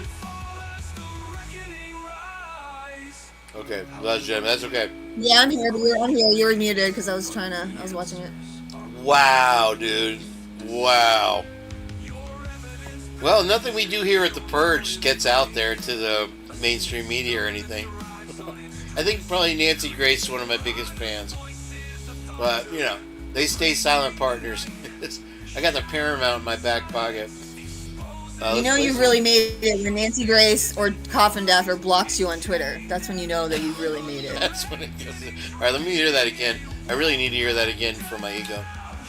Oh, no doubt about that. This is so similar to the O.J. Simpson case. Here you have a horrible multiple murder. The only defense is whodunit. Is the circumstantial evidence enough? Is the chain of custody broken so that you can challenge some of the evidence, some of the DNA evidence?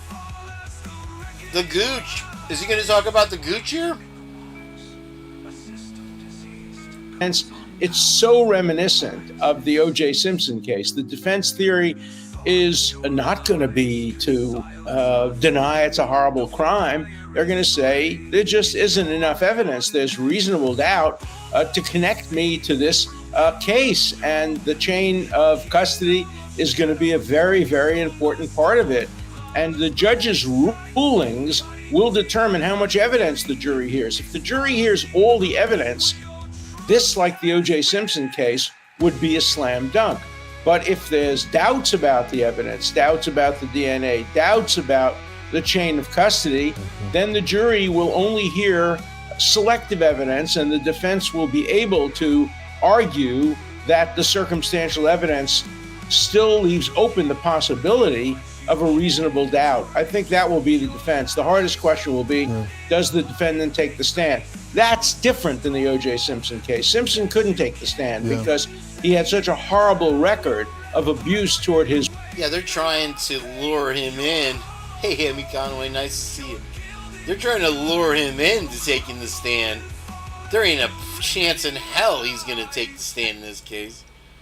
His wife. Whereas if this guy can take the stand without opening up the evidentiary door I'll be back. to material that would otherwise not come in, he might very well take the stand and say, no, it just wasn't me. So Alan, you bring this is going to be a fascinating case that will remind many people of what happened 30 years ago. You bring up an interesting point, and that's who's going to take the stand. I can't wait to see the witness. Here it comes. You know it's coming. See? Told ya. You know, JJ, I know you're listening. I think it's more divine providence than just toes and us. Anyway, wow. All right, well, you know, I used to watch Fox News, and now I'm on it. I used to be a baby, now I'm a baby photographer. If you guys missed my reel, I'm going to give everybody a little 15-minute hula break here, and if you got some kids yelling or not going to bed, or you just want to enjoy little time with the Purge. Let's watch my reel. Let me mute Jen real quick. Bastard. And we're going to have Jen and Operation GCD back in just a moment, folks. I hope you enjoy the... Why is this not disappearing? Oh, I must have two lips going on here. Dun, dun, dun, dun, dun. Let me see one more. No, dead air. Here we go. JJ loves him some dead air. Alright, let's see here. Dun, dun, dun. I don't know what I'm doing. Okay, there's that. I'm blowing it right now. Woo. Maybe it's up here. Oh, there. No? Interesting. How did this happen? I don't know. Heather is having the time. Kick, dog, kick. Kick, boy, kick. I can't get rid of Jen's lips here. I don't know why. Okay, hold on. They must be in there, but they're not going away. Is this fun? Okay. There they are. Okay, here's my I sound so nasally today. It's all the corn that I've been eating, I guess. Here, so. Enjoy the reel. I'm going to take a little quick break, guys.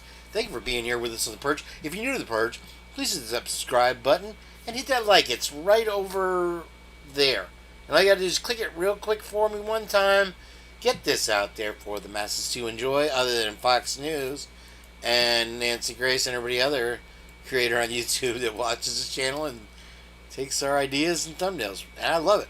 Keep it up. I love it. Flattery is the highest form of incompetence. So here we go. Enjoy. Thank you for being here. Bye-bye. We'll be back in 20 minutes.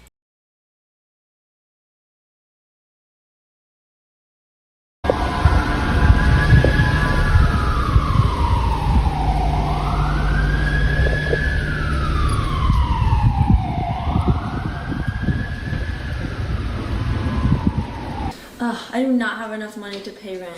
What am I gonna do? I think we could figure something out. Oh my God, guys. It's Monopoly. Give him a hand in helping and he's too heavy. Stay where you are. Shut this door. It's a democracy. I gotta see the guy who did that. Somebody hit her with a chair. I guess there's no way to determine who did it. Really funny. 1986, a California Highway Patrol officer named Craig Pyer drove his cruiser down Interstate 15 in San Diego, California. With him was an NBC News reporter, and there was a cameraman. They were filming a segment about highway travel safety that was set to air later that night. After a few minutes, they passed by a sign that said Mercy Road. At around 4 a.m. the previous morning, a 20-year-old college student named Kara Knott had been found strangled to death in a creek right near the Mercy Road exit. For whatever reason, she wound up in that cul-de-sac and then encountered someone dangerous who took her life. And so as Officer Pyer passed by the Mercy Road exit and continued down Interstate 15, and as they filmed, he began talking about the basics of highway travel safety. Anything could happen.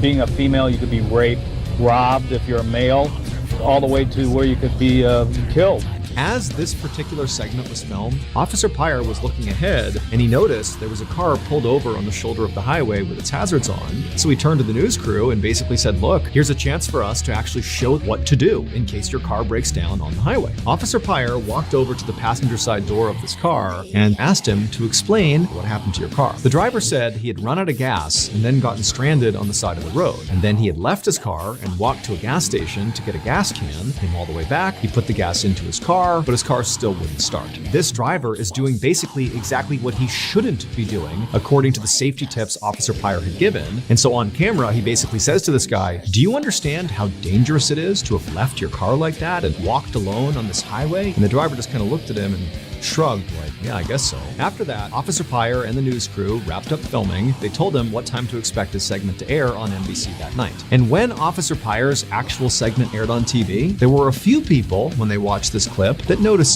something very specific. And within an hour of this clip airing on TV, those few people were calling the police in droves to tell them, we know what happened to Kara Knott. It would turn out all the clues the police needed to solve the Kara Knott murder case were right there in that 1.5 1.5 minute long video, because what happened to Kara had almost happened to over 24 other women in San Diego. The other 24 women who encountered the same person, the killer, they were terrorized and tortured and held hostage for a couple of hours, but eventually were let go. But Kara wasn't. During her encounter, at some point, the killer clubbed her over the head and then strangled her to death with a rope.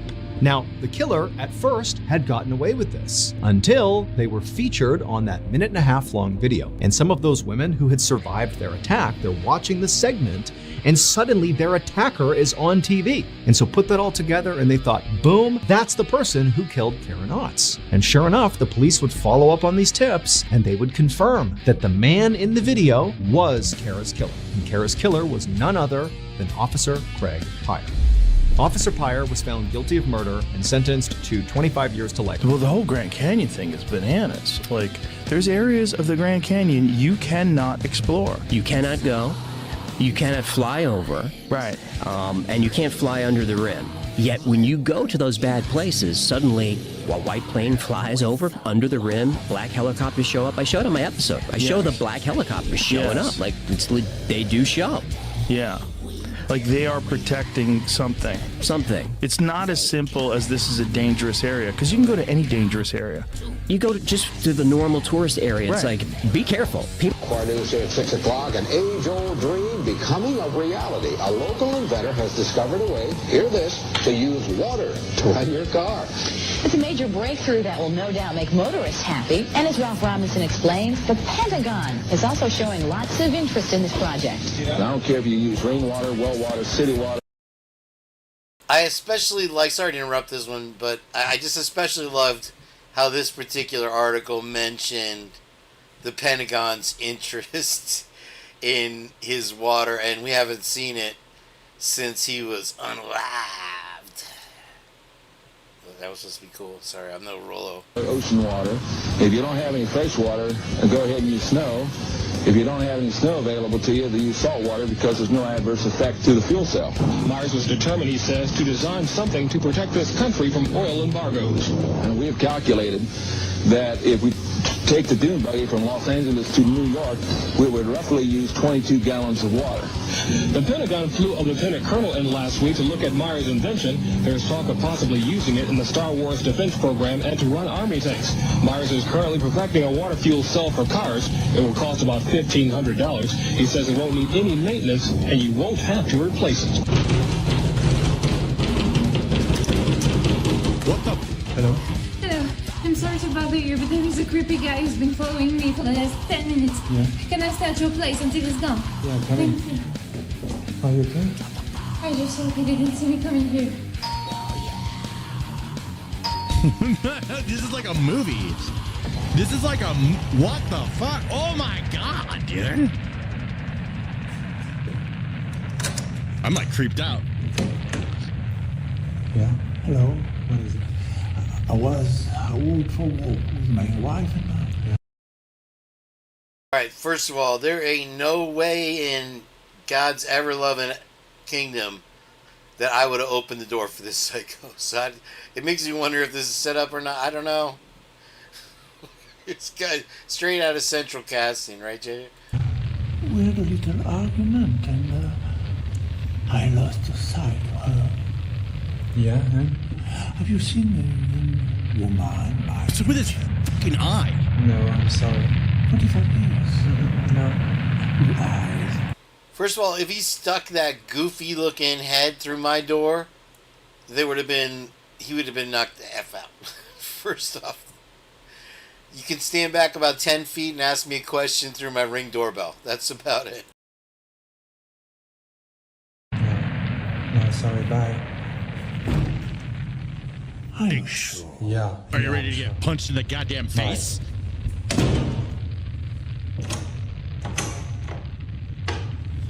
Hey. It's okay, he's gone. Can you check if he's gone? Yeah, it's fine, it's done. Are you sure? Yeah, I'm sure. Wife is telling her husband that he needs to make more money so she could spend more money. My husband says he's upset with me because, in his words, sweetie, you need to stop spending so much money on DoorDash. Yeah. Ordering it 3 times a day is not appropriate, and we need to start living within our means. Honey, I love this lady. It sounds like you have an income problem, not that I have a spending problem. Start earning more money and we won't have these issues.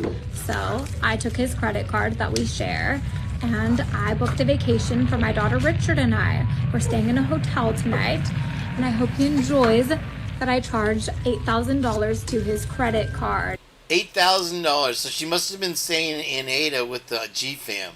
One night for her and a baby for $8,000. Are you freaking kidding me? Make more money, darling. Surprise, surprise! They are now divorced. You waited all day. I waited all day. This looks amazing. Red flag guy. Ambush. Video. What? Voila. The candle's real. Yeah.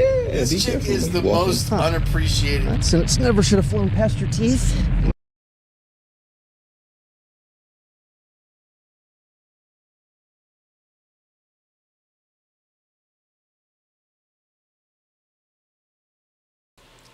The guy had, I don't know if you heard me, I said, you have to use the fake flowers. If you use the real flowers, it'll stain the carpet.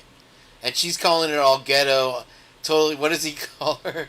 There's attitude in your gratitude. There's no gratitude here. He went to all this trouble, and she says, are these the little presents for me?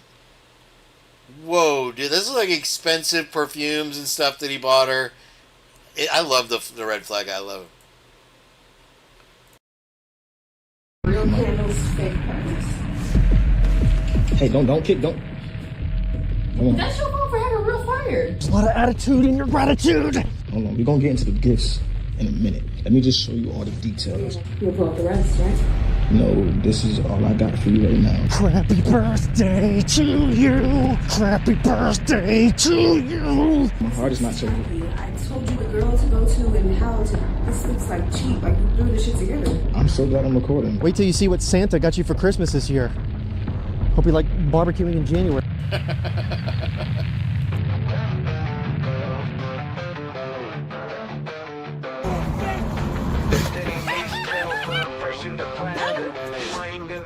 But I'm just a man. I'm not the fan creeping through the scene. Did a record, shot and didn't kill the dream.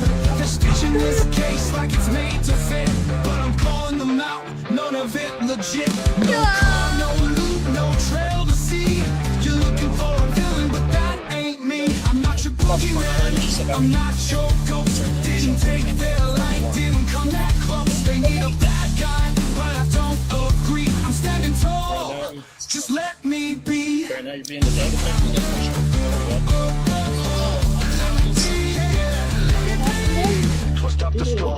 She really doesn't want the package. He just goes sailing over the mountain. How can he get away? It reminded me of Demetrius, the Demetrius. I swear to God, the only way to get a job as a teenager is to know somebody.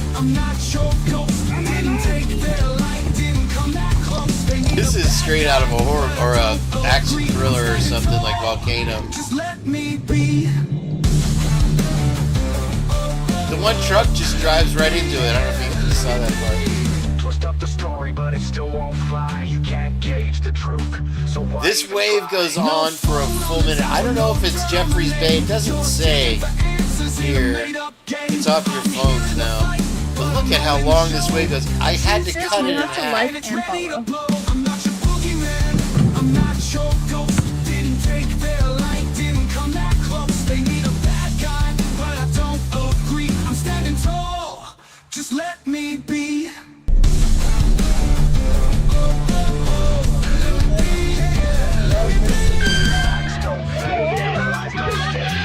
Just to see wheels turning slow but fake. I'm alive above, no fear of prey. Truth by my side, got nothing to hide. I'm not your boogeyman, I'm not your ghost. Didn't take their light, didn't come that close. They need a bad guy, but I don't agree. I'm standing tall, just let me be.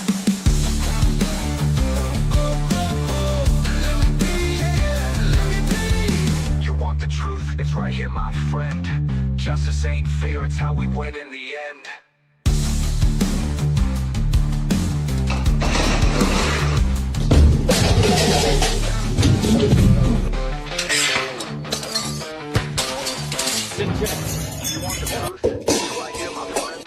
Justice ain't fear, it's how we win in the end.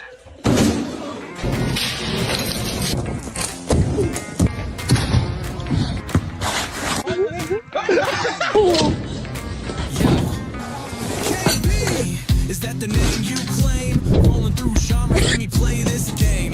Rap like a madman, Eminem with the slang, spitting bars so sharp like a rap hangman. From YouTube fame to Idaho's wild ride, you're breaking it down, putting truths aside. Kane B got the purge, no doubt he's the king, breaking down the case like a YouTube machine. Kane B the purge, bringing heat in the booth. Facts on the table, there's no room for proof.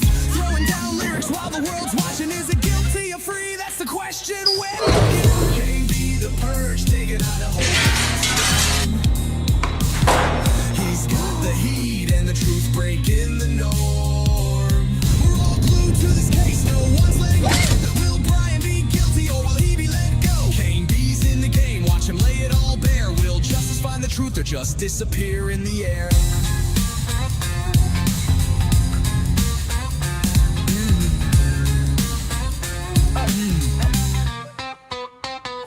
Here's my bubblegum pop, you ready or not? Kane B's in the mix with the case so hot. Rock pop, keep switching it up. There's no YouTube copycat. Kane B, the purge, putting the story in flow. Breaking it down with humor, watch the case blow. Boom, Kane B's riding with electric groove. Breaking it down, yeah, he's on the move. He's got the purge, so come and watch him reign. Sipping on knowledge like it's truth on a train. Kane B the purge, taking out a whole by storm. He's got the heat and the truth breaking the norm. We're all glued to this case, no one's letting go. Will Brian be guilty or will he be let go? Kane B's in the game, watch him lay it all bare. Will justice find the truth or just disappear in the air? Now here I am, R&B vibes on deck. Let's get a little smooth, but don't forget, I'm bringing humor, I'm bringing the sound. But this case got us all spinning round. Kane B with the truth, it's hard to ignore. Like waiting for that next chapter in the lore.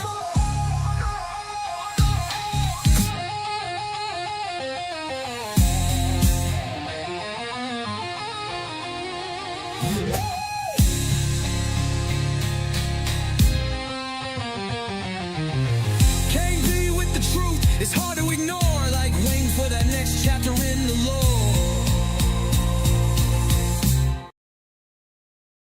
All right, welcome back, everybody. Thank you for being here on The Purge on Saturday night.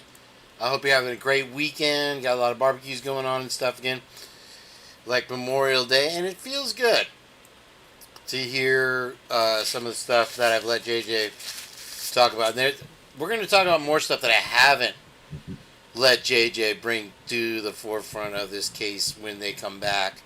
They have about 4 or 5 minutes remaining on their break, so I'm going to have... I tossed 6 hula burgers down. They're going to have to fight amongst themselves for them. Hopefully they can figure it out down there. And I got a big pot of coffee on a constant trip. So there's endless supply. But yeah, wow. That really... it's also... I don't know what that post-woke was that we played. Why don't I play that real quick? I'll play... You know what? The Purge... Part of The Purge here. And if you're new to The Purge... Please hit that subscribe button and join in the fun here in the chat. Meanie doesn't bite. And Twiz is here. Twiz is watching. Let's see here now. We got this show. Yeah, it was the last one. So that was the 29th. I just want to play the part from, I don't know what it was. This guy is clearly AI. There's no name to it. I don't know where she got it.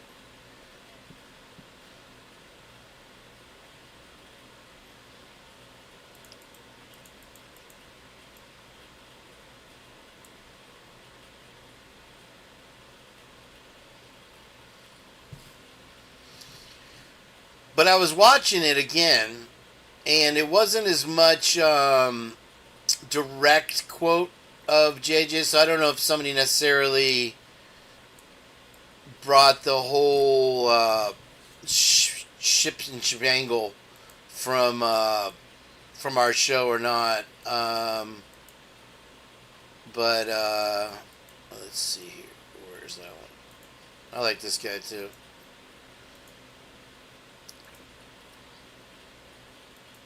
Blah blah blah blah blah blah. Where is it? Was it the last one? Maybe it was the time before. Not sure. Let me double check here. It's got to be here.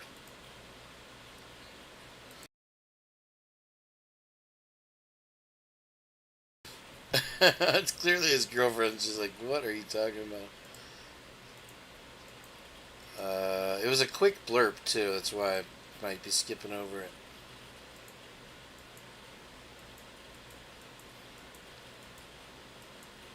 It was in the beginning though, so it might be the other show.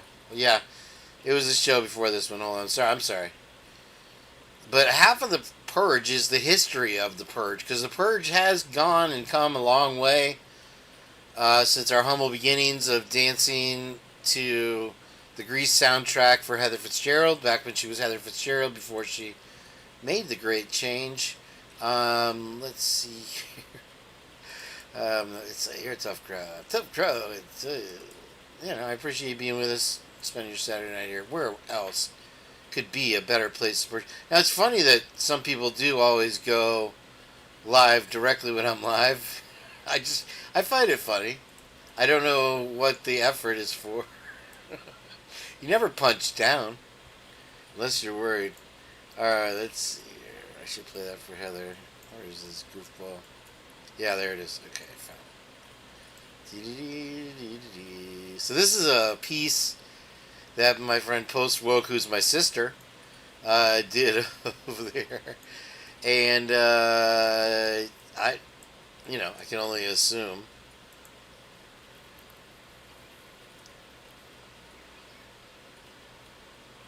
No, now we're not getting audio. Hold on, I have to fix that. My bad. Stupid. When you're dealing with talent, folks, it's never easy. See here. I have a confession to make. I appreciate the what do you call it, the super chats and the memberships from you guys. I tell you, Too Fast himself has gotten me through this month alone. I do have a clicker ticker talk thing. What is it called? A goal.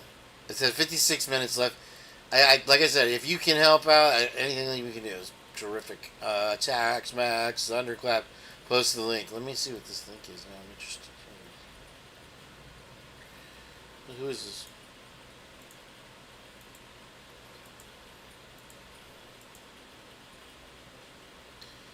This is... I don't know, Ruby G. Spoonful of sugar trafficking in Treasure Valley. Oh. Did you miss me? Dude, we've missed you for 2 freaking weeks, Jen. Are you kidding me, man? I've been busy. Well, busy doing what? I thought you were busy being sick. None of your beeswax. Wow, you really came back fired up. I love it. What do you not want to share with me? Because I always get it out of you. You know that. You gotta try harder than that. Let me see. I have connections with the guy that digs holes in your yard, and he's interested. Under my window. He's misplaced his wallet again, and I told him that it might be right outside your foyer this time. Yeah, for anyone that doesn't know what the hell he's talking about, it was like 1:30 in the morning one night, and I hear like scratching outside my window, and there was some guy like digging in the dirt and the bushes, like the hedges that are right underneath my window. And I'm like, hedges? What are you doing? They're like bushes. I don't know, not trees, but bushes. And the bushes were quite bushy. And he's like, I lost my wallet. I'm like, get the fuck out of here. Dude, that is like exactly... Did I ever tell you about the time that I had this... And I lived in this condo on Lake St. George Drive off Tampa Road for quite a while. and there wasn't a whole lot of younger ladies there. And so finally this one moved in across the way, and the inevitable night came where we got together. She lived across the street, directly across the street. The inevitable night. Are you ready for this girlfriend story, the ex-girlfriend story here? This is for Heather Fitzgerald.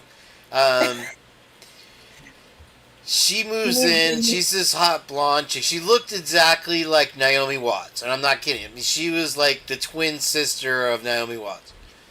And this was back in the early thousands, you know. And so she moves in. This lonely bachelor with his first condo is living there, and I invite her over. And she says, well, why don't you come over and watch Shrek? I swear to God. And so we watched Shrek. And, you know, I hate to cut out the good part of the story, but one thing leads to another. And we're in each room of the house doing various things. I'm trying to eat, Kane.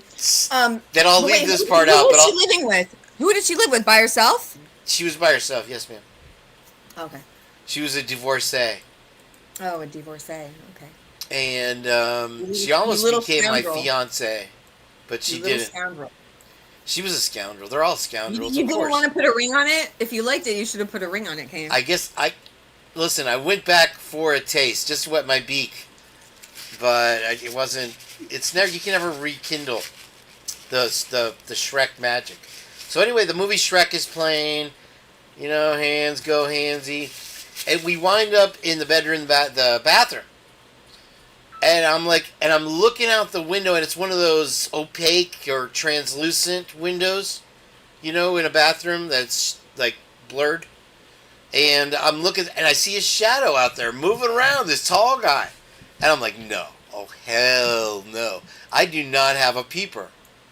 And so I put on my jorts, because in the early 2000s, those acid wash jorts were all the rage. And I go hauling butt out the door and round to the house, and I see the guy, and he didn't see me.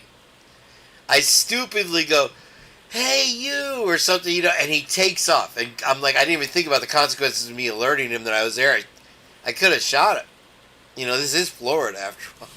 And I don't know how long he'd been watching, but he'd been watching every damn thing that was happening in that dirty house. But, yeah, and then so I'm running around with my shirt off, no jockeys on, just my jorts that are falling off me. And all of a sudden, my best friend was my neighbor, and his dad was this kind of like stockbroker, real serious guy. Just as I go chasing the guy, I run into his like Grand Prix or Impala, brand new car, you know, he's pulling up. Like, he already had his judgments out on me. And I go, have you seen a guy running through here? Tall, black hair? And he's like, no. And he just keeps driving to my buddy's house. He did not like you, huh? After that, my buddy had to move out of there for whatever reason that happened. Oh, gosh.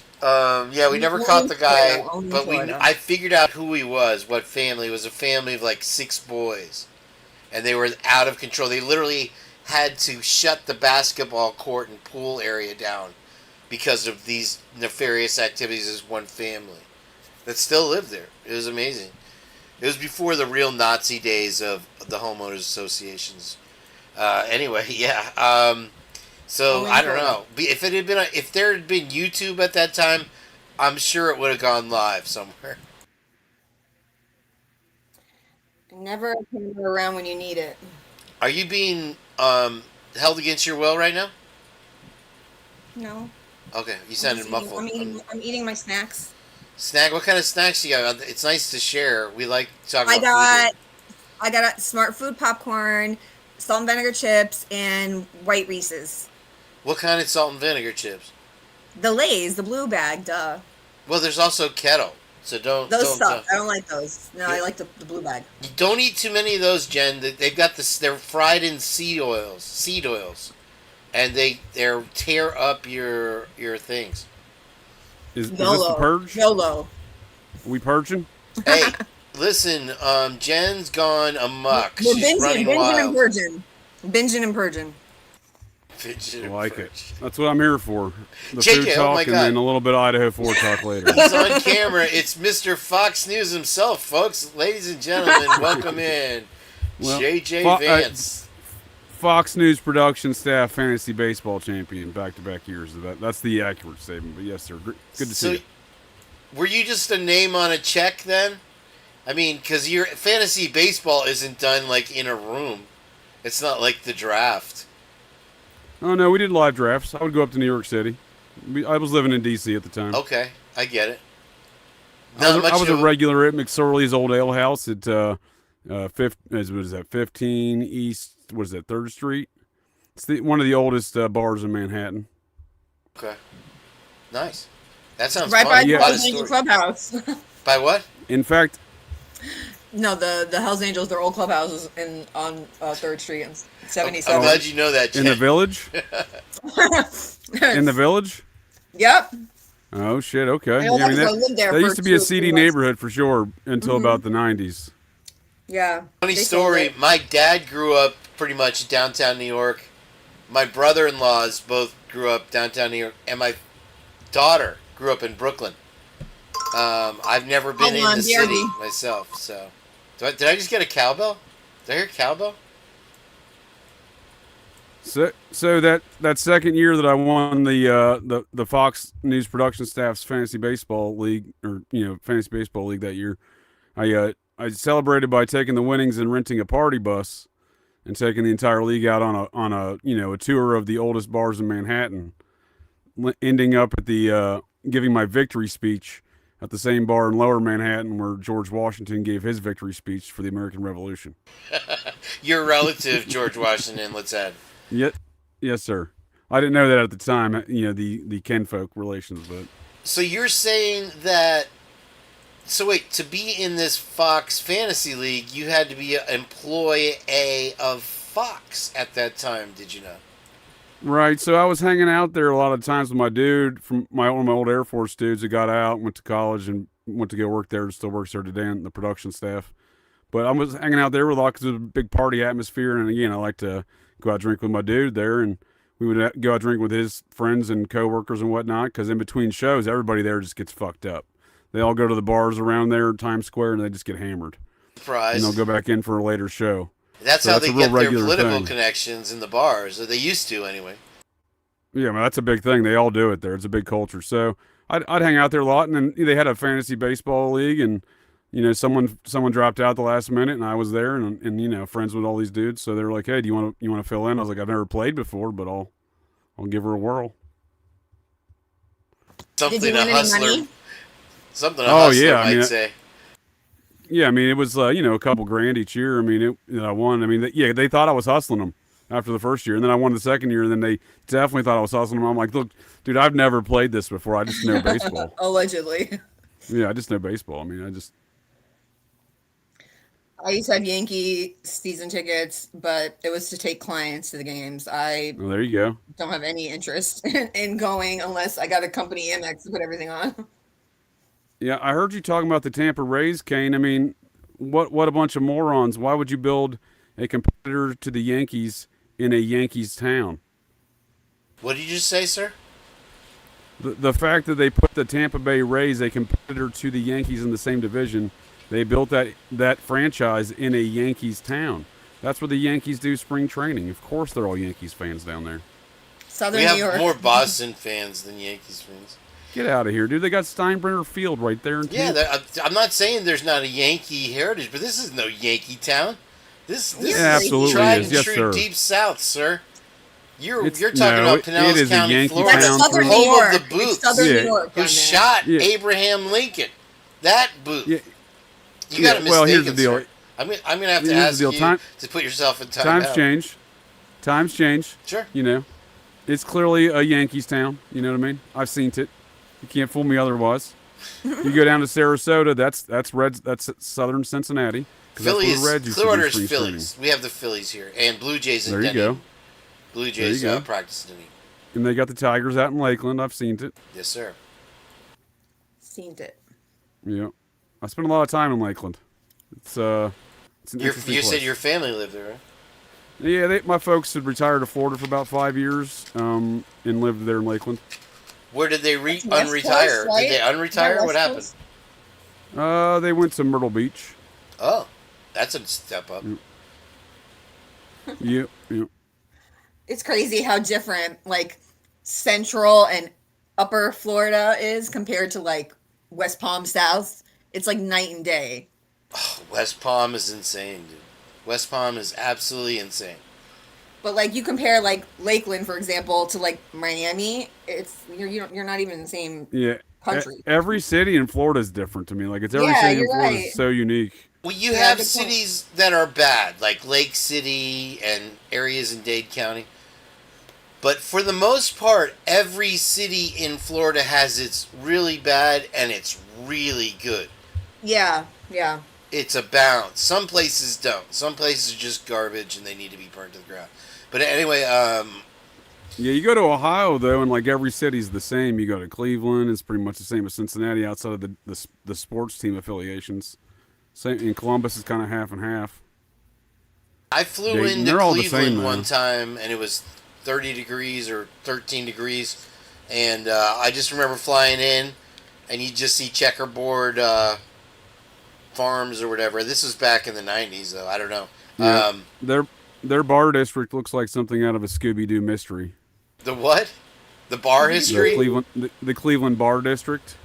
Oh. No, it's an old Cleveland tourism video. Really? You've never seen that? They're showing the Cleveland Flats. They're saying it looks like something out of a Scooby-Doo mystery.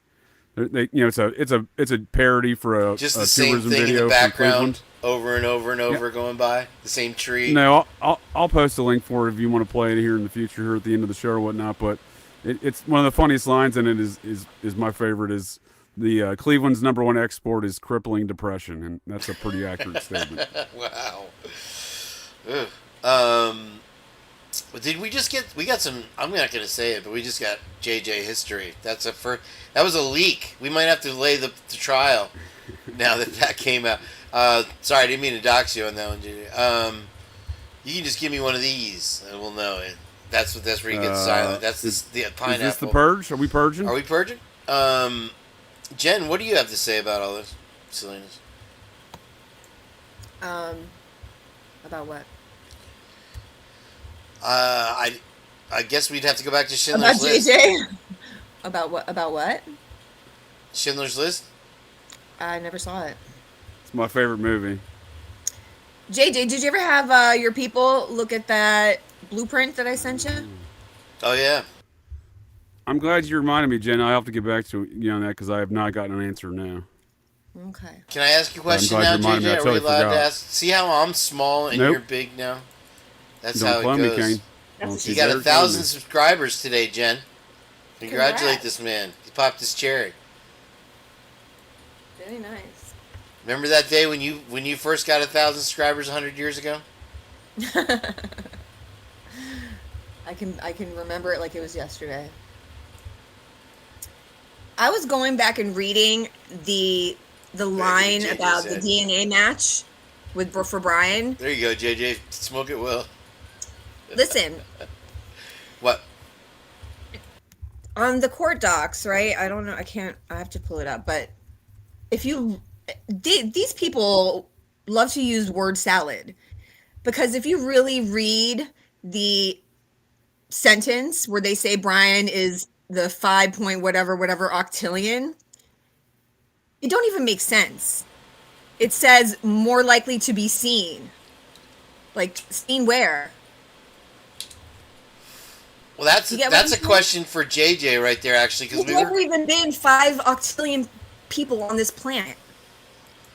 right. So how? Here's my read the Anybody sentence. know? I'm JJ. Anybody know? Anybody? Well, yeah, no. Anybody? JJ was talking about this exact thing, weren't you, JJ? You I were. don't think so. Unless we're talking so in, schizo out. That's kind of what I always say about all this information, right? Nothing they say makes sense. From moment one, they've word saladed everything. That's James Fry's favorite lunch is a word salad. I'm not totally convinced they can spell word salad. Is it one word? Is it hyphenated? Is there a contraction involved? A contraction. So, I'd like to talk about Alan Dershowitz, the least scholarly scholar of constitutional law in American history. Duh, Dersh. He really is a moron. I use that term Vibe. sparingly. Oh, what's that, Jen? He's got pervy old man vibes all day. Oh, no doubt. For sure. I use that term sparingly, but that man is a moron. No, I've read his briefs. I've read his legal arguments. He is a fucking moron. I don't really who he blew to get on to be the youngest tenured professor in Harvard law history. I have no idea. He's the youngest, and he's pretty old. So how old is everyone else? Damn. Yeah. No, he was 28. I think. Oh, he was okay. a tenured professor of law. At He Harvard, was the youngest. I thought he was currently the youngest. And they've championed him ever since as this scholar of constitutional law. And I assure you, I looked at it. He's a fucking idiot. I'm not an attorney. I'm also not the vice president, but I do know how to read. No, and but he's not bright. You can see that in every position. Look at Kathy Mabbitt being a coroner with no medical experience whatsoever, and definitely not a medical examiner. She literally says, which is not true, by the way, that the one job of the coroner is to pick up the bodies. Like, what the right. 5 hours later. Right, yeah, way late. And I mean, think about it. By the time they got the bodies to Spokane, it was like 12 hours or more, maybe, depending on when the actual unalivings happened. Like, how do you even determine time of death at that point? You can't. Right. Time doesn't matter to these people. It's not possible within any sort of reasonable window. It could time is an irrelevant construct. Moscow. Moscow. Yeah, Moscow, Mass. Moscow. It's when get back you go to your there, fields, you gotta comrades. Nothing more to see here. Kane, you gotta start getting in the habit of saying Moscow and not Moscow. Otherwise, when you go there, you're gonna stick out like a sore thumb. They don't like outsiders. I am gonna Kane stick blends out. in real well, Jen. I'm gonna blend. I'm gonna join Sigma Chi. Me and Drip Drop are gonna go magnet fishing and try to find the weapon.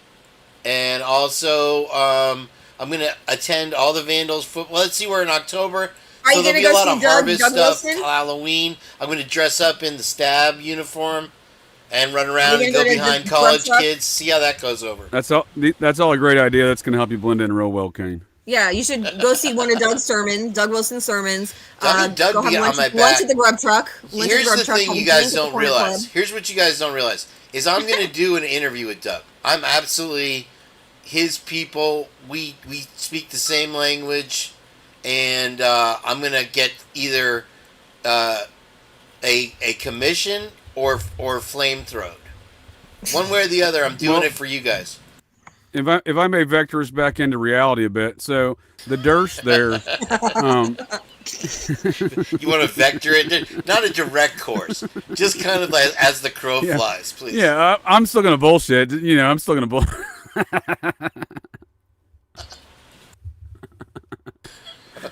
JJ's face turned red. My face, like my face when I make Nick laugh. That's one of my favorites. So the Durst there, he's full of shit, man. And so I was kind of getting asked this the other night on my show on the O.J. Simpson Did Not Do It, and that's because there's this whole tour right now to convince folks that O.J. did it, and it's coming out of the woodwork since O.J. died. Tom Lang, the detective, the guy who told on the stand under oath that Ron Goldman, the victim in the double homicide there, did not make contact. He fought his assailant, but did not make contact with his assailant, and I would argue it's assailants. But, years later, we finally see, 20 years after the fact, we see the pictures of the autopsy, and that dude was in a battle for his life with numerous folks, head to toe, and his hands are so beaten, he made a lot of contact, and he was a skillful martial artist by all reports. Yeah, you are of this multi-perpetrator theory on the Orenthal J. Simpson thing. It's the same thing as here, right? All the evidence points to more than one assailant. Let me ask you a question, though. A serious one. Have you ever had pink drink before? I have not.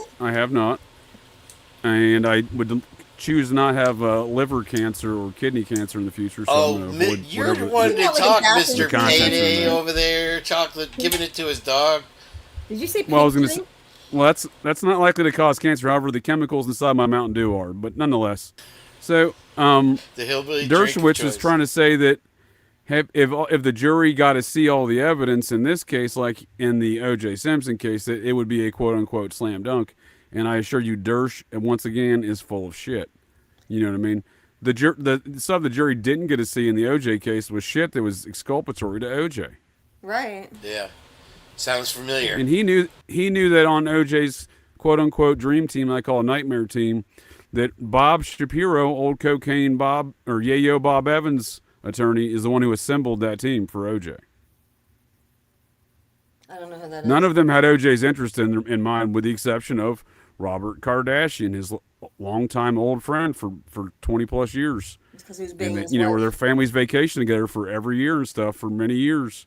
So, you know, and they probably did a lot more, but to be quite honest with you, but nonetheless, he was the only one that gave a shit about OJ, and he died a mysterious death not long after. I mean, I think they said it was cancer, but he was very young. Allegedly.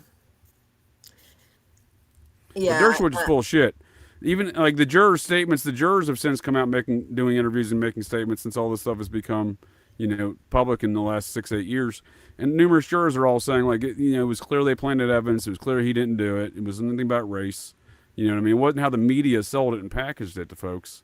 Right. And convinced folks that he did it and whatnot. And, you know, the same goes for Koberger here. I mean, again, all of it's the same to me. It's all the same playbook. Absolutely. And that's why we see Dershowitz, Tom Lang, the limo driver, Cato Kalin, Marsha Clark, Christopher Darden. Everyone is coming out. I'll probably be able to find a video of Furman too. Everyone's coming out and saying OJ did it, but they're doing it because this network that is extended back to OJ that perpetrates through, you know, the public sphere of society through this Idaho 4 situation. This network is alarmed, in my opinion. So they're all in full force to convincing folks, even if shit in the past. You know, they got to keep it together. You know, they got to maintain that narrative. Yeah, they're in too deep now. Well, you lose one aspect of it, then you know all the dominoes start falling, and they've experienced that shit before. Like when OJ's attorney F. Lee Bailey in 1994, when he's representing OJ the year prior, he got caught up in Iran-Contra by running a CIA drug running bank out of Miami. He also did not get charged, and he also maintained his legal license. So it just goes to show you, no one gets held accountable for these kind of this network of activities that I call,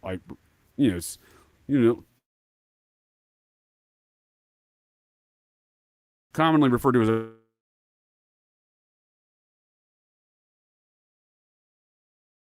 Contra. Yeah, it's at this point, like, because I think at this point, there would be legal consequences if shit came out. You know, if their activities, nefarious activities, were to come out to the public. It's not just oh they messed up, oh they made a mistake. It's blatant.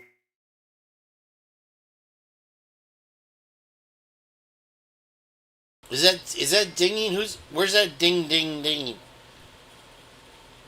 And stuff earlier, and smuggling, trafficking, and money laundering.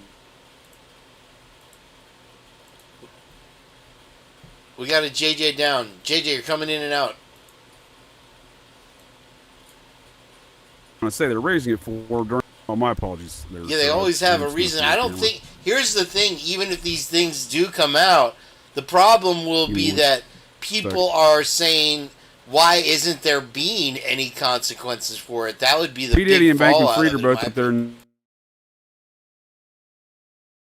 Manhattan, and Bankman Fried has some direct connections because he had hired fucking JJ? Scott Are you Greenberg, are you having weather up there again? so. Technical make difficulties. Nonetheless, you have another on that same regard with they can't let me any network and relative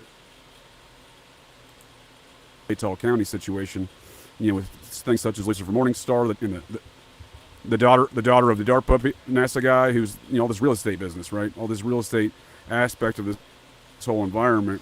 Well, you have real estate agents again that comprise that board with Moscow PD, the drug rehab facility board, right? So there is this ongoing trend of this real estate stuff, and relative to directly to the P Diddy thing, his real estate agent is in that same jail with him today, in Bankman-Fried. Not the same cell with him and Bankman-Fried, but he's in the same jail. I don't know if he's hired the same attorneys, but this is a real estate agent brothers from New York. They had firms in New York and Miami. They were the real estate agents to the stars, like P Diddy, Kanye, 50 Cent. Billionaire hedge fund managers from Wall Street. So these fellas are in.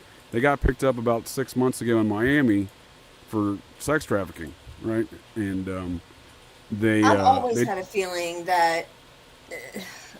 Well, they just got reindicted last Kaylee week was for really- child sex trafficking. Well, you know how Steve was saying that Kaylee was, into that, like looking not into that, but like against that, but like would do like research and stuff. I have always had this gut feeling that it's somehow connected. Like Kaylee found something out or pissed off the wrong person. Like I feel like it's all tied into to Jack D's aunt.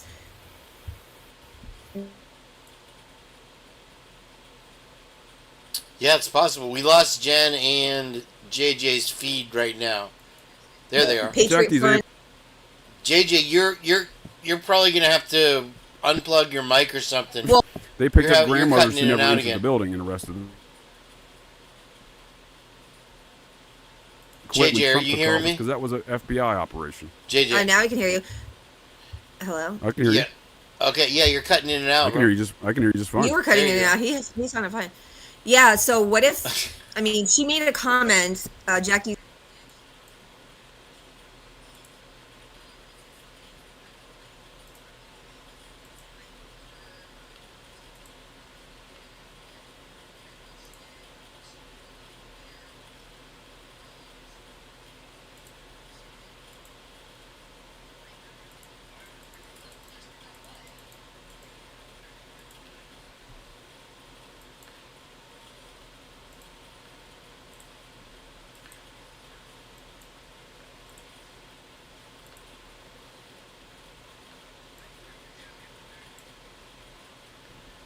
Themselves in an environment that clearly has drug trafficking, large scale involved, and also, in my opinion, has human trafficking, sex trafficking, right? And again, it's not just like an OnlyFans situation, even though I suspect there is some of that in the circumstances present. But the fact that these women were like many other sorority women around the country, where there's been instances where they're getting pimped out, I think they were being pimped out.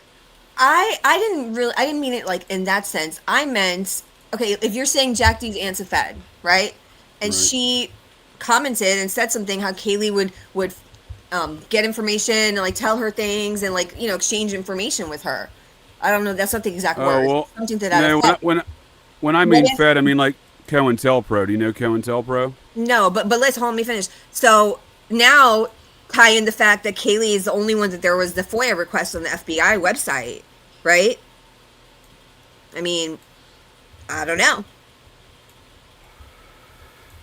Oh, it's certainly possible, but I suspect that was just because there was a Gabby Petito on the same date. There was other true crime stuff on the same date. The most interesting one was the requests, I think, last year.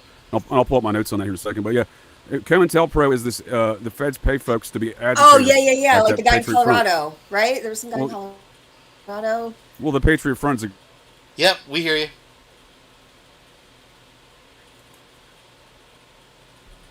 JD, you're cutting out again. I don't know why, bro.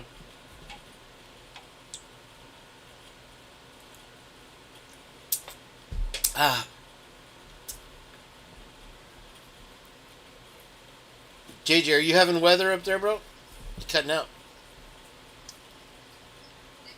To Jack, like, I just feel like all of that is all really important. And I think even the whole stalking thing, I mean, I don't care. No, what it's certainly possible. I view the calls to Jack as they didn't want to call the police because they didn't want to narc themselves out into the circumstances they found themselves in, but they wanted to call somebody trusted within that same fraternity Greek trafficking network. I don't know. She has Jack D blocked on Instagram, and to that age group, that's a big deal. You don't do that unless, like, you don't fuck with the person anymore. Well, I agree, and I think that would speak to the emergency nature of their calls to the possibly, yeah. But then why was no one else why didn't she just go next door? I mean, I don't know. If she was the type to power call and let's say it was innocent, she would have just walked next door and knocked on his door. That's what I would have did. Well, you're assuming she had the free will in which to do that. So I don't think the circumstances they found themselves in were by any surprise. They were being shook down, I think. And during that shakedown, they were later restrained. It was in between the shakedown and the restraints that they made those calls. Yeah, maybe. I mean, I think if it was to that point where they were really, actually, literally in danger at that moment, I think they would. I think it would have been worth the narking on themselves. I don't think they would have called Jack. Like, what is Jack gonna do? I don't think they understood the gravity of their circumstances. Yeah, possibly. It's definitely odd. I don't know. I never bought the whole narrative about, oh, they were sleeping in the same bed because that's what they did when they were kids. Like, of course they did that when they were kids because they didn't have their own rooms under the same roof. Like, they were sleeping over each other's house. Of course they had to sleep in the same bed. I don't buy any of their narratives, Jen. The dog in the other room. Like, no. She wouldn't even leave Murphy with her parents for the weekend while she went back to Moscow. Right, just for what, 2 or 3 days? You think she's gonna leave him in the room by himself and sleep in a small bed when she could have slept in a big? Well, no, it's come out. No. I'm gonna need to see photographs before I believe anything. So True. Before I start believing anything. Yeah, that dog is an Encyclopedia Britannica set in itself. That the dog sat there for hours after barking for half an hour, and then remained silent and didn't move. Until nobody says whoever picked up the dog. They say they took it somewhere. They didn't say Payne walked in, picked up the dog, took it for forensic analysis. That's for sure. You know what I'm saying? Right. Kane, we don't know the dynamic of response of Moscow PD. We don't know the dynamic of response of the forensic team from ISP who beat Blaker and Payne to the scene.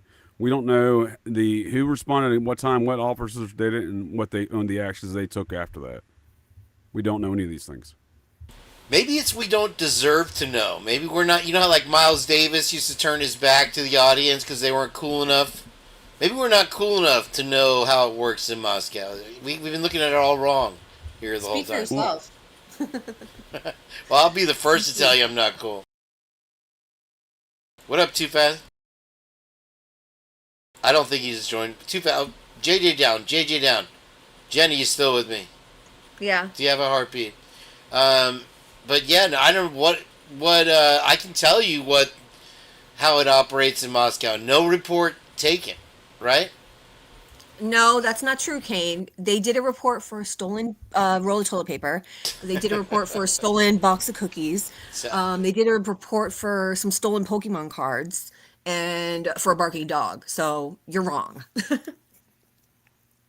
Yeah, no, if it's going to count against their bad statistics for the state, especially, or for the city especially, which is why I'm sure that you didn't see any homicides in Latah County for 7 years. Right? Because it wasn't classified. If it was a domestic thing and somebody ended up losing their life, and they were stabbed 6 times, and they're on the side of the road in a trash bag, that was just an accident, you know. Chopped up in multiple trash bags. That's just natural causes. Don't worry. Natural. They put themselves in the trash bags. That's just crazy. Craziness. Wild. JJ down. I think JJ's got the ADHD today. So we're not able to keep up with him today, so he's. Is this the Purge? We purging? Welcome in, sir. Nice to have you with us this evening. I got timed out or something. Did you clone me or something? Was it reverse cloning? I was trying to tell you that you were kind of glitching in and out for a while. I was also. Cloned me. It might be my connection because I'm playing these heavily terabyted, saturated AI videos online. So I think it was booting you out. So I was choosing Muppets over real life guests. How dare you? I guess. Anyway, go on. I'm sorry. Oh, you go ahead. Where were we talking about? Donuts. Were we talking about donuts, Jen? Because Krispy Kreme is giving away free donuts all week if you're a graduate. Yeah, well, too bad there's no Krispy Kreme near me. You don't have a Krispy Kreme near you? No, they sell them at the grocery store though. Yeah. I don't know if they have the free deal. You got to get them hot and wet. Yeah. How else would I get them? Come on. Do you like? Have you ever had? Well, 7-Eleven has 50-cent or $1 glazed donuts. Yeah, that's right. You heard that here first on the Purge, folks. I like 7-Eleven glazed donuts. They're good. The World Industries or whatever donut world takeover. I wonder if you could take over the world as a donut maker. I don't know. Evil plan. What? JJ, you got any donut experiences you want to share? Your plan's got a lot of holes in it. Do I have any donut experiences that I'd like to share? Are you kidding me, sir? Kane, what are you your hiding? plan's got a lot of holes in it. First of all, I sustain life What I on did? donuts. As a cop, I'm contractually obligated to eat donuts. Oh my god. That's why they don't Let me make tell good you about this witnesses. donut You shop see I right through 'em. discovered. Let me just say about this lovely donut shop I discovered in New Orleans. In fact, New Orleans. Uh-oh. It became my my operational headquarters while I was down there for a wedding a number of years back. I was down there for about 4 days, all these wedding events and whatnot. So You needed a in between all headquarters the to go to a wedding? well, here's the deal. I got to operate out of somewhere. I need my coffee. I need my donuts. Did you have an LZ? The specific LZ? I need to get the local intel on the best places around town. Did you get a beignet? Did you go to Cafe Mart and get a beignet? Oh, it was a family wedding, so all my aunts wanted beignets and stuff, so I was always on beignet runs. You guys I are went getting there a lot, fancy on actually. me, those fancy food words. Dude, you never had a beignet, dude? I've never even heard of it. I've had baklava. No, it's Well, not that's even Greek, Kane. similar. This is French. Yeah. It's like basically a the same fried thing, though. I don't donut speak French, but I thing kiss that way. with powdered sugar. But if you take a bite and you inhale at the wrong time, you're gonna choke. Yup. Powdered sugar. And I'm they're- not a. I mean, I've they're- had powdered sugar delicacies that are It good. tastes like a funnel cake, but better. Oh, okay. But like I know 100 what you're times talking about. better. Like 100 times They're better. only good if they're like fresh, though. Too. Yeah, though. You for sure. got to get them fresh. What did you They say it sell was the called? mix. A Ben Gay? Beignet. Yes, you're Ben Gay. Beignet. Okay. Benoit. Benoit. You're saying Pam? Pam? It's Pam with the silent D. Pan? It's the silent D. Oh my god. So let me tell you about this. Yeah. So let me tell you about this. This donut shop that I enjoyed the beignets. Those were nice, but that wasn't my kind of place. So I found this other donut shop, and it was open 24 hours a day, and they had a bar in there. I didn't drink, but they had a bar in there. But they also had fresh coffee all the time too, 24 hours a day. So that's why I also enjoyed it. But the folks that worked there, they were super cool. It looked like a hole in the wall kind of place, and I kind of I was super baked when I found it. It was late at night. And I was like, oh, this place is magical. And I just never left there after the next couple. I just went back there every day. That's where I took phone calls, you know what I mean? Like, is that, not in their phone. I'm just saying, like, people needed, like, folks in the wedding stuff, they needed me, they came to the donut shop, you know what I mean? They knew where to find you. They knew where to find me. I love New Orleans. My brother went to Loyola in New Orleans. He said that the Rosicrucians and the Jesuits held a lot of influence in that area. It's interesting you say that. I've been doing a lot of history research in the history of New Orleans relative to the secret society that started America. It was a big part of that, the Society of the Cincinnati. They have a French chapter.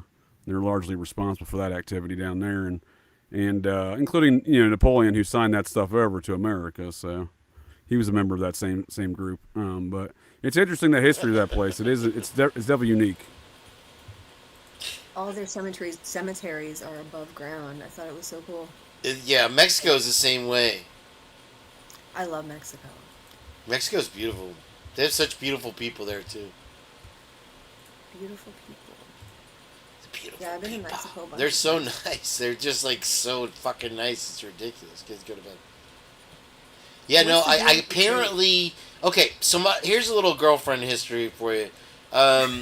No. Came through a bunch of girlfriend stories. My brother went to Loyola, and him and my mom, since the time he was, that I can remember, he's 10 years older than me, so from the time he was 10 years old to the time he was 25 years old, he would either talk on the phone or next to the bed with my mom and just tell her everything about the week or whatever every Sunday.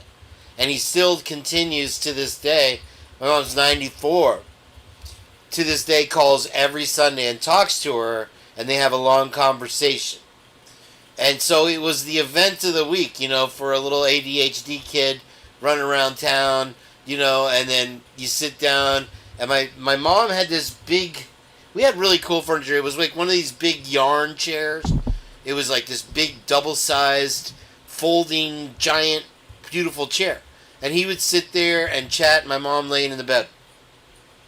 And I remember him telling me, and I was too young to know about it, because I would ask questions, because he would talk about the Rosicrucians and the Jesuits in Loyola and what they would do.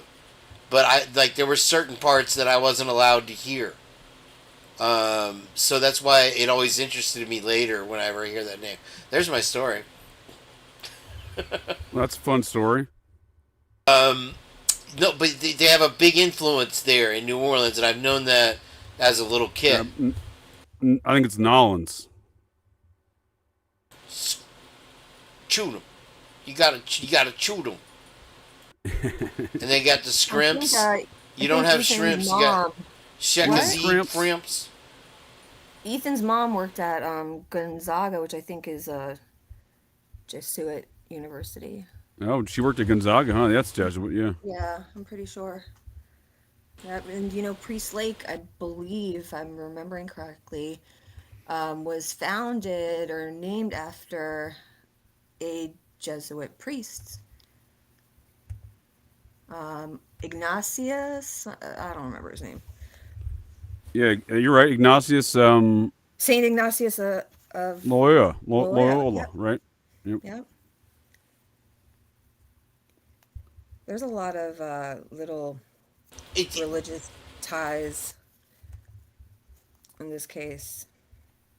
New Orleans, with a lot of dark forces that operate, was my point in knowledge.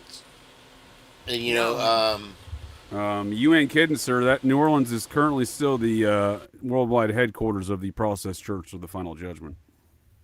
Oh, kidding.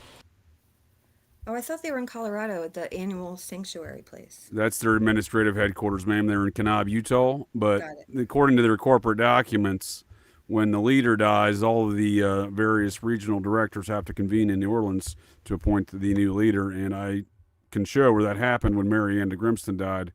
She was apparently mauled by a pit bull back in August 2005. And then the Kanab folks, all the original founders and the executives in Kanab, all convened in New Orleans during the time of Katrina to allegedly save a bunch of dogs, but it just happened to coincide with the time of their leader dying, and then their corporate documents say that's what they must do.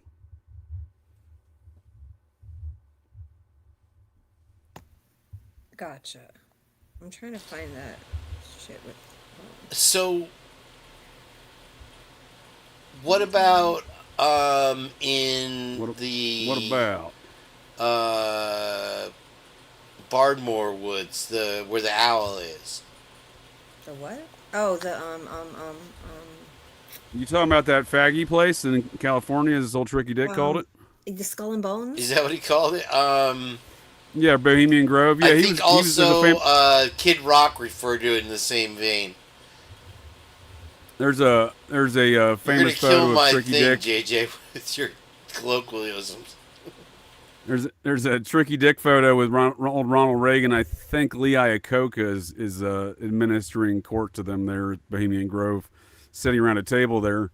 But yeah, I mean it's obviously something that these folks get into, right? To some regard. Tricky Dick on the Watergate tapes had nothing nice to say about the activity and claimed he never enjoyed going there. But it seems like such a Boy Scout activity. But you have everybody... By Boy Scout, you mean a lot of BRing going on? Yes, sir, that's correct. Yeah, exactly. But, there's that. And then, these people are able to sneak in. And it's so unkempt. It's just this cabin in the woods. Then all of a sudden, Bush is there. Let's unpack that idea. Who snuck in there? A YouTuber. Well, if you're going to say Alex Jones, he's full of shit. He got an invite. Not Alex Jones. First of all, he didn't discover it anyway. Recently. This was in 2022 or 3, and the guy. Well, I don't know about that, but Alex Jones' claim to fame is he broke in there, et cetera, et cetera. He broke in there with Ronson. Ronson's a fucking joke. And that whole thing was a scene, and they try to claim that he's the first to do it. You can go back to ABC, CBS, and NBC primetime reporting between 1980 and 1982. They all covered Bohemian Grove. Really? Yeah. So Alex Jones is full shit. I don't know about this YouTuber, but yeah, I mean, there's something to be said about it. So there's a guy by the name who's a big outfit in this process movement, Discordianism biz. He's the guy that perpetrated all this Illuminati stuff in our current culture. His name was Robert Anton Wilson. You may have heard of him. I've heard of He him. used to live in the town right outside the gates of Bohemian Grove, and then at one point in time in an interview claimed to never have heard of it. Just saying.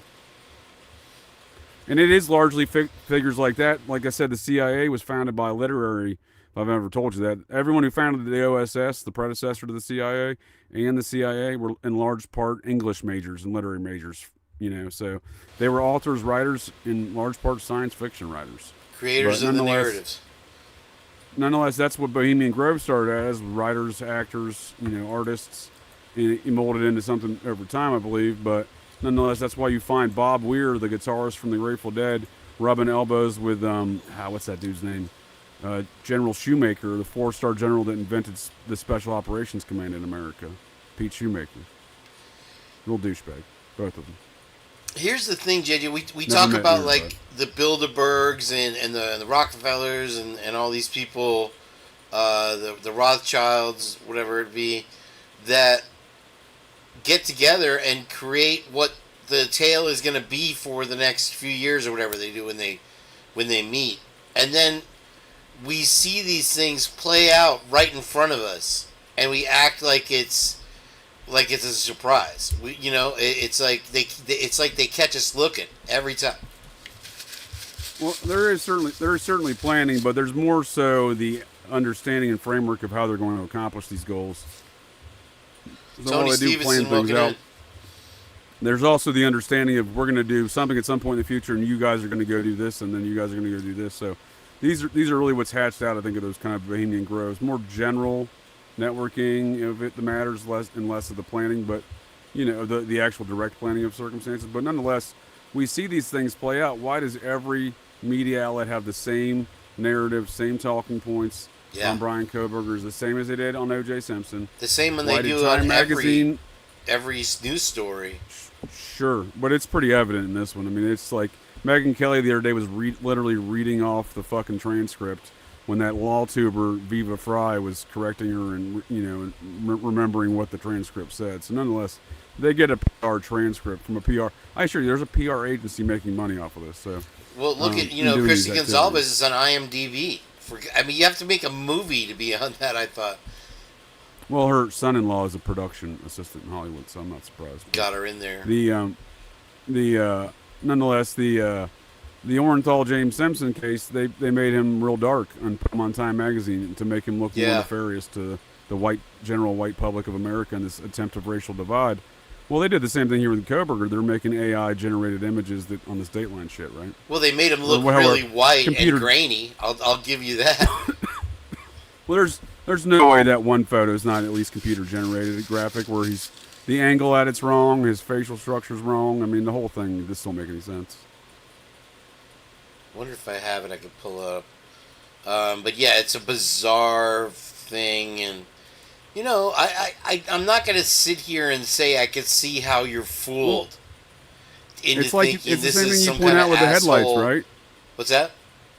It's the same, if I may interject, it's the same thing you point out with the headlights, right? On the 11-12 footage, you say the headlights are the bright as the sun, but the background, it's all deflated as far as the lights, there's no light.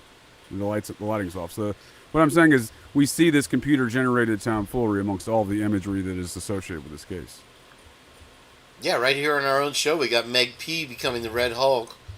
But it's the technology that we have as consumers right now is like where it started with what they have in NASA, Disney, and all these places, and Google.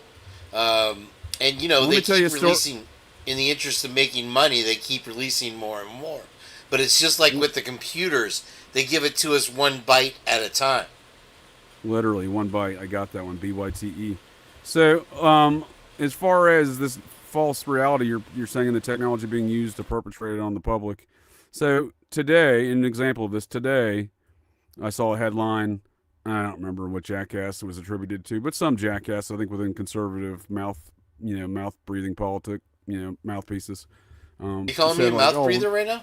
Well, no. Well, are you a conservative mouth-breathing mouthpiece for the Republican National Committee? The Reese's got me a little stuffed up, I'll be honest.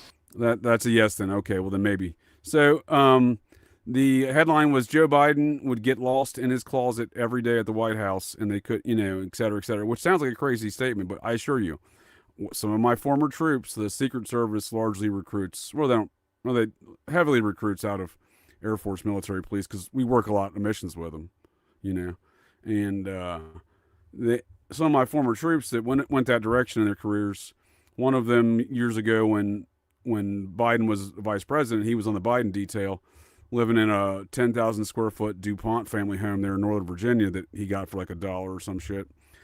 He would get lost every day. He would never be on schedule. He was supposed to be out there on an itinerary, and they're like, "Where's Joe?" And then they go, he's lost in his own home. So he's getting lost in the White House closet. I'm not at all surprised. That sounds preposterous on his face, but I assure you it's an accurate statement. But it is the false reality that we've been perpetrated on, and that think that this man hadn't lost his mind over a decade ago.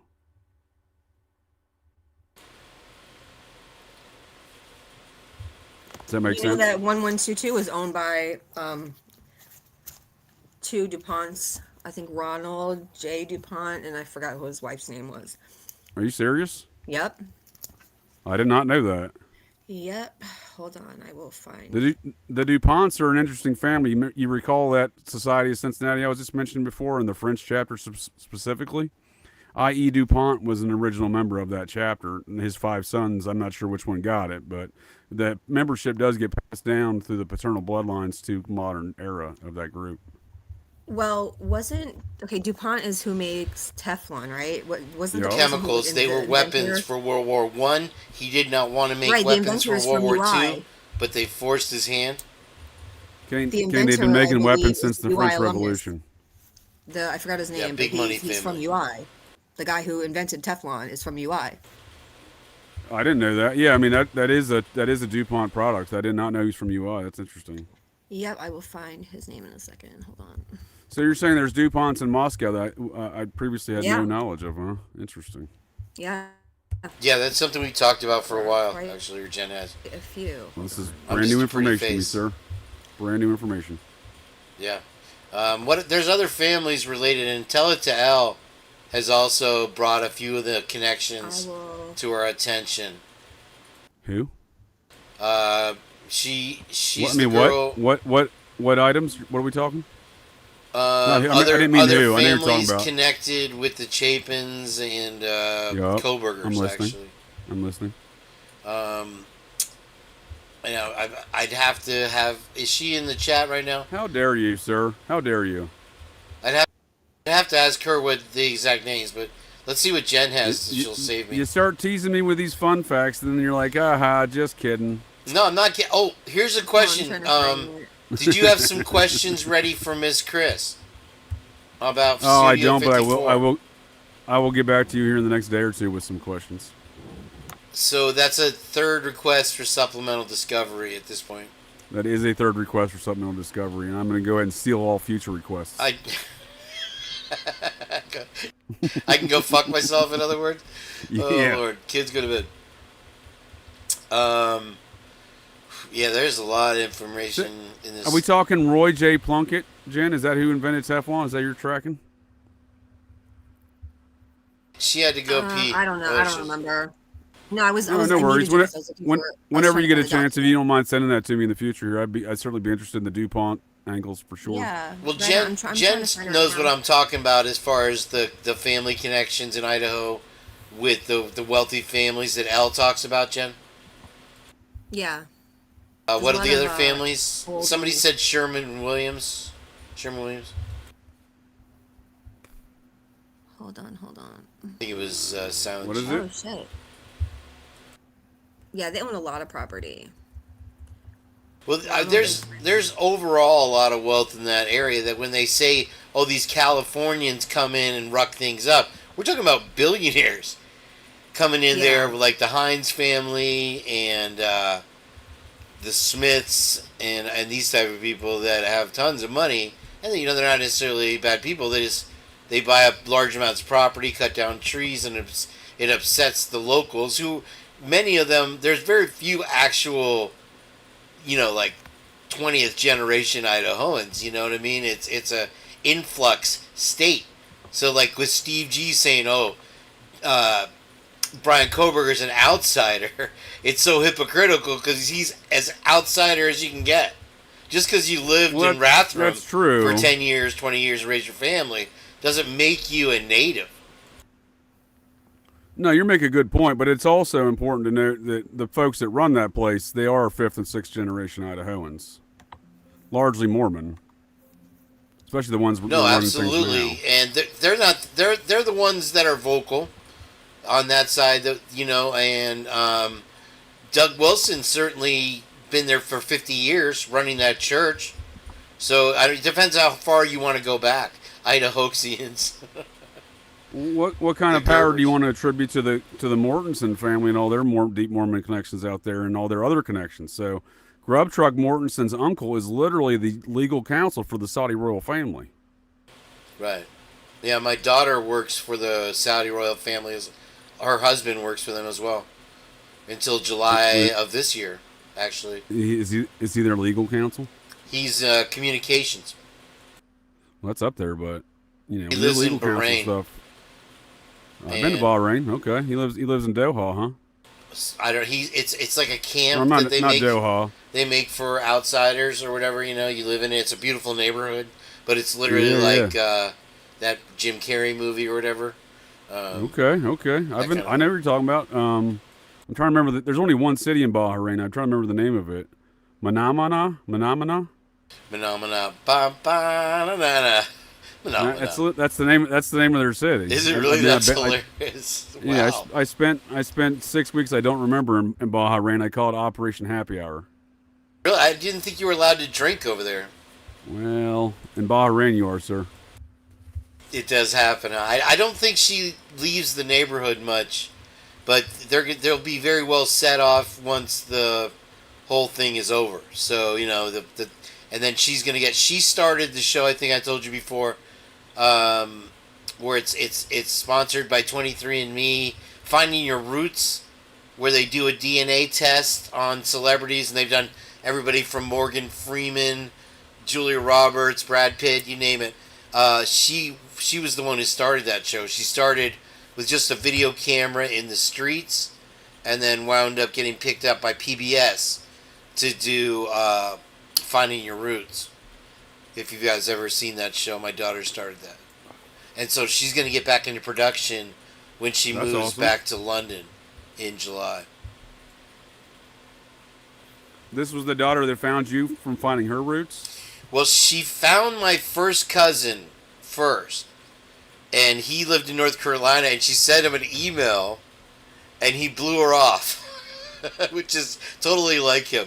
And then years later, my niece did a 23andMe spit test and sent it in, but they never sent anything back. So she did it again, like just for shits and giggles, because her friend was doing it, and she's like, I don't even know why I did it again. All I had to do was spit on a piece of paper, though, and she sent that in, and then the connection came to my daughter, and now they're like best friends. They're like, my daughter and my niece are like identical twins in every way, like. Two pair of matching bookends, different as night and day. I tell people, venture at your own pace and your own, danger here doing these DNA tests. Because I did a DNA test. I found out I had a half sister. That was interesting. Also found out I was adopted. That was also interesting. And then my half sister, I think she found out that she married her third cousin Vance, and had 2 children with it. That was her discovery of doing a DNA test. So.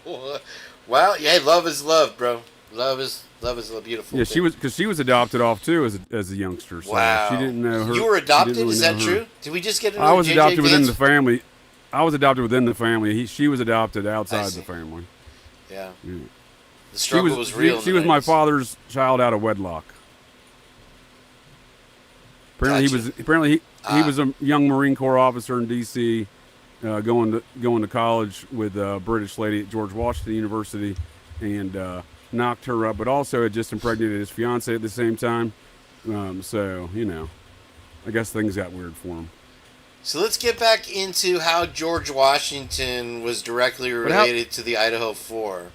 Well, I dude, how emailed you weird! the document, Kane, by the way. How weird is that to discover you had a daughter through a DNA test? It's probably got to be slightly less weird than discovering that, like I said, my half sister married her third cousin and had children with him. You know what I mean? Like, had she known, her heritage before that, back in the mid '80s when she met the dude, right? I don't know. I don't think that would have been the same case, but I told her it's fitting for the family tree. We don't have a lot of branches, so I said that works out well. But I imagine one of my best friends found out that her dad is not her dad from one of those DNA tests. Yeah, it's some wild discoveries. I can only imagine She didn't finding out tell you him, have a though. child. Yeah, through there's no that. reason for her to tell him. He don't need to know. It's just that's just going to hurt his feelings. No reason. It's not going to do any good. But Yeah, I can imagine. I had a great aunt that she had given up her child for adoption when she was like 16. She had a child, and back then they put him through she actually gave birth to the child at the same hospital Bundy was born at, the Unwed Mothers Hospital in Burlington, Vermont. She would later be a nurse at that same hospital when Bundy was born there. But she had a child come find her after a DNA test. He's like 60, by the time he tracked her down, Whoa. Yeah, you hear about this story. So not only did I discover I had a daughter, I got to meet her a few months later, flew in from Bahrain just to meet me. That's and awesome, then I dude. also got to meet my two wonderful grandchildren. Let me tell you about my grandchildren, folks. Dude, wait a second here, Kane. You're a grandfather? I am a grandfather twice. Holy smokes. For these two wonderful Yeah, children. good for you, man. That's awesome. And they made this book they made two of these little Apple books, that you get at Apple. And all the kids, and they're playing and stuff. Let me tell you about my grandchildren. Yep. Georgie. That's awesome, man. And her husband's name, that's her husband. Her husband's the coolest British guy. And you could not have met anybody more grateful to have a beer waiting for him when he came to visit me. Yeah. They do like their beer. I don't know how much drinking they can do in Bahrain, but he was about as happy as he could be. And he finished that thing pretty quick. Anyway, so, George Washington and So that worked O.J. out well Simpson. for you. The DNA test worked out well for you then, huh? Are you kidding? It's the biggest blessing. Now, the girl who's the mother never told me because we were young. And her mom made her move to Colorado and give up the baby. And so she never told anybody. None of our friends. We had a group of friends. That's wild, dude. And wow. It blew my mind. It was pretty crazy meet. Our grandmother was responsible for this because, like I said, my father was a young Marine Corps officer in the this is 67 in D.C., 66 in D.C.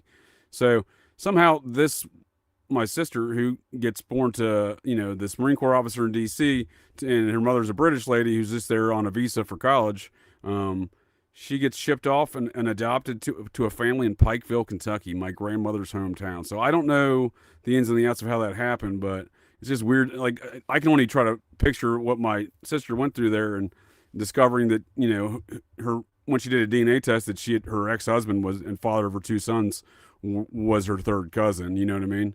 And the fact that, she gets shipped off to, Pikeville, Kentucky, I have to assume my grandmother was involved. That's her hometown. It's just, that's got to be a weird discovery to find out. At least my discovery was fairly, it was weird, but it wasn't super weird, I guess. There were signs. Weird shit like that always happens to me. Like weird coincidences. Like, or I'll meet somebody that out of the blue, randomly, and somehow there'll be some kind of connection. It's crazy. Like guys digging holes in your yard? Huh? Digging them holes in your yard? I was just looking for my wallet. That's my wallet. It was here. The last I remember have you seen my keys, Jen? Like he's lucky I don't call cops. He's lucky. I would have pewed him in the head. Listen, he's safer with the cops than me. I believe it. I just think it's we live in some strange times, for sure. I mean, With it's all an these, apartment complex. It's not like it was a house. That would be weirder. Here's the thing. well, I'm just saying, with all these revelations of all these old secrets, right? Like on my half sister, I didn't even know she existed until I did DNA. Like she, the way I was raised, she should have been raised as my cousin. However, she didn't exist at all. It was a family secret. I'm just saying it's interesting that we live in a time where all of these kind of secrets are coming to light. Kane's suddenly a grandfather overnight. You know what I mean?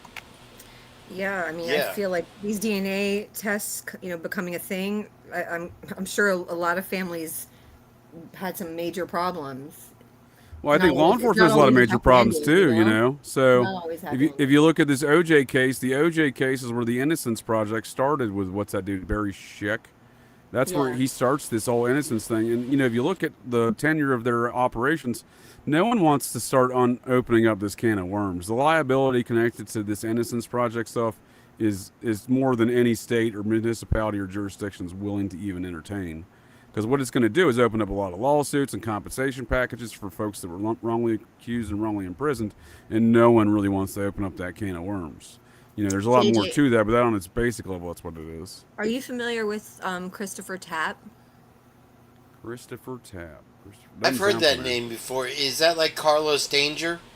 He was wrongfully imprisoned for 20 years. It's an Idaho thing, and he was freed by the Idaho Innocence Project, and then he was killed, I think, within a year later or something. Oh shit, that's wild. It's some crazy really tragic story.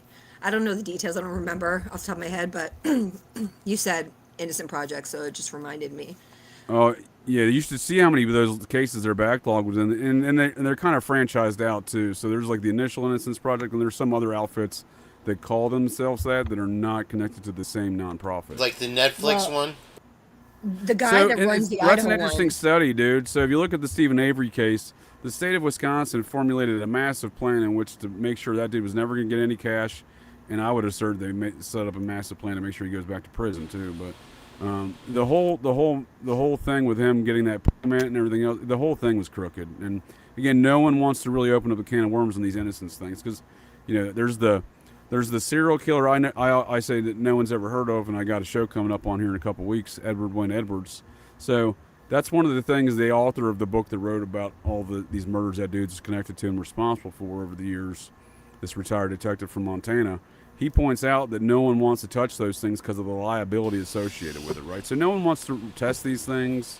It's equal to one of your relatives getting arrested for CP or something like that, or somebody getting COVID. Nobody wants to touch it. I get it.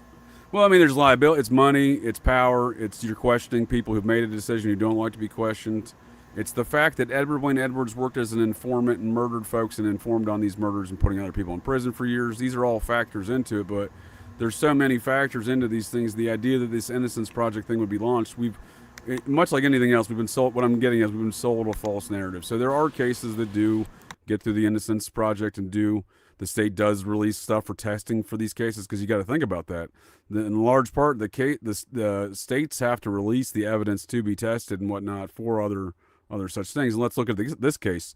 Let's say Koberger gets convicted. Do you understand the mountain of appeals that he's going to have to face? The mountain size appeal he's have to face to get evidence in which to test, and that evidence even exists. Did they retain the evidence of the blood from the railing?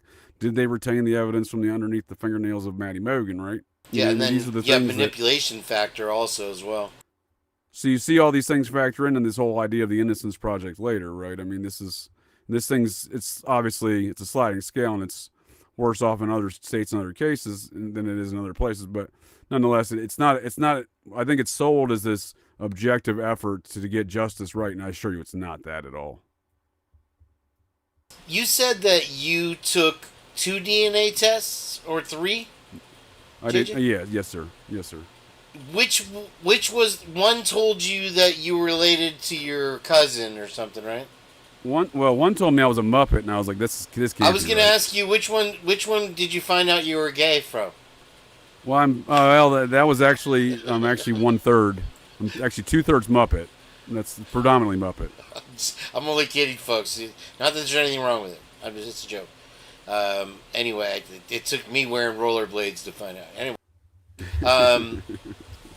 Rollerblades and them jorts you were talking about earlier. How short were them jorts, Kane? Jorts were the shit, especially without jockeys, no belt, hanging down at your knees. Depends on how short.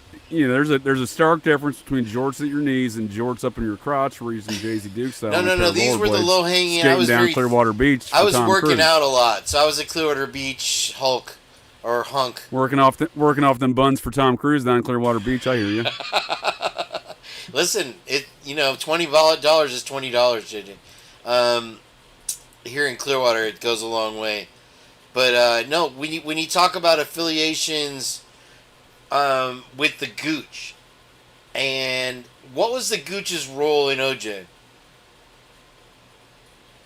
The Gooch is rolling OJ? Well, there's no direct connections from the Gooch to OJ. There are the direct connections from the OJ detectives to the Manson case, which is the Gooch, right? So Philip Van Adder, the lead detective on the homicide robbery squad there for the Orenthal J. Simpson trial for the murders of Nicole Brown Simpson and Ron Goldman. The OG Gooch, Daddy Gooch. He was a young officer, maybe 3 years on the force, on the scene at the Tate Polanski house, or was the La Bianca house. He was one of the Manson family crime scenes, and the first officer on scene at the Goldman Brown murder scene, a fellow by the name of Richard Wally, was the first officer on scene at the Tate Polanski house, where Sharon Tate was murdered, and the Gooch's father was the protege of Sharon Tate's father, both members of U.S. Army military intelligence. So the daughter Gooch, again, what else do we have on the daughter Gooch? She comes basically out of cold case retirement to be active and take over the interviews with the Borg loving one. And then kind of. So she was definitely in a quasi-retired state. She went officially retired in December 2022. Fair enough. Just to be fair. There's the Gooch. And so then she handles the IGG. That has to be done. This Gooch here, I tell you what, this Gooch is very prolific. She's got a lot of skill sets. She's very good at her job. And she's not a Gooch by blood. That's what rails me. It's true. She's not a Gooch by blood. But she married into the Gooch. She is the integral factor in all the investigation as far as statements from Dylan Mortensen and the IGG investigation. Yes, she handled all of that, and then she clocked out and retired. So what is interesting also, though, in that interview where she describes these activities of her father, the Sharon Tate murders, Lieutenant Colonel Paul Tate, etc., and how these things were integral factors and seminal events in her life and life-making decisions in law enforcement and going to college, back to Berkeley, etc., etc. Her father would not let her go back to the Bay Area for college because of these things. So, and it was the Bay Area seems that Paul Tate went undercover into the hippie movement. At the same time, Victoria Gooch says that they moved there with Paul Tate to the Bay Area. So she also then says she didn't see her father for the next 3 years before he got a quote-unquote new assignment. And I do say quotes, that is her statement, new assignment, as a county commissioner in Ada County, Idaho. So why a U.S. Army intelligence officer is getting a quote-unquote new assignment as a county commissioner in in Ada County, Idaho. That's grounds for further research, I imagine. But the Gooch there, her mentor in law enforcement, by her own admission, is a third or fourth cousin of Mark Furman, of the Furman family. Yeah, the Furman seems to be playing. Chew on that Gooch, sir. Chew on that Gooch. That's a good idea, JJ. And that's a Gooch bomb. I just Gooch bombed you. You just Gooch bombed the fucking. But here's where we got a Furman bomb. Is where it's at. That's the new hotness right now. I think. I don't have a Furman Muppet yet, so I apologize. You really have been slacking off. You can see all the Muppets that I've been creating a view. Let's do a quick. Is there an H in Furman? Yeah, there is. So he spells his F-U Kane, F-U-R-H-M-A-N. And then her mentor spells his F-U-R-H-I-M-A-N, but it was a change of spelling, like Furman's second great grandfather. I mean, I did the whole family tree. Furman's actually from southeastern Washington. I did not know that before I did the family tree. Okay, so we have... Now, somebody told me that Furman has his own YouTube channel. Everything I'm seeing here is Fox News, Court TV, these types of things. So I often wondered how Mark the Felon Furman could maintain a private investigator's license, and it turns out in the state of Idaho, they don't have a state licensing agency, so technically, legally speaking, he seems like he can in Idaho, but I don't know how he presents himself in other states and under that auspice, and I don't know how he maintains an insurance in that regard either. So, but he does claim to be a private investigator. What is the qualification for private investigation, by the way? Well, in the state of Mississippi, I learned this on the side of a roadway after I was, this is different. I call it the Pascagoula incident. I had a dumb dick deputy and some fat, spooky fella named Fat Ken try to kill me late one night on October 15th, 2020. Different story altogether, but apparently in the state of Mississippi, you just have to yell, "I'm a private investigator," and then you're a private investigator. You can just do like JLR did and buy a hat that says media, and suddenly you're with the press. Well, when in real time, I equated it to The Office when Steve Carell's character yells he's got to claim bankruptcy, so he just starts yelling bankruptcy. That's what she said. Jen, are you still with us? Hello, Jen.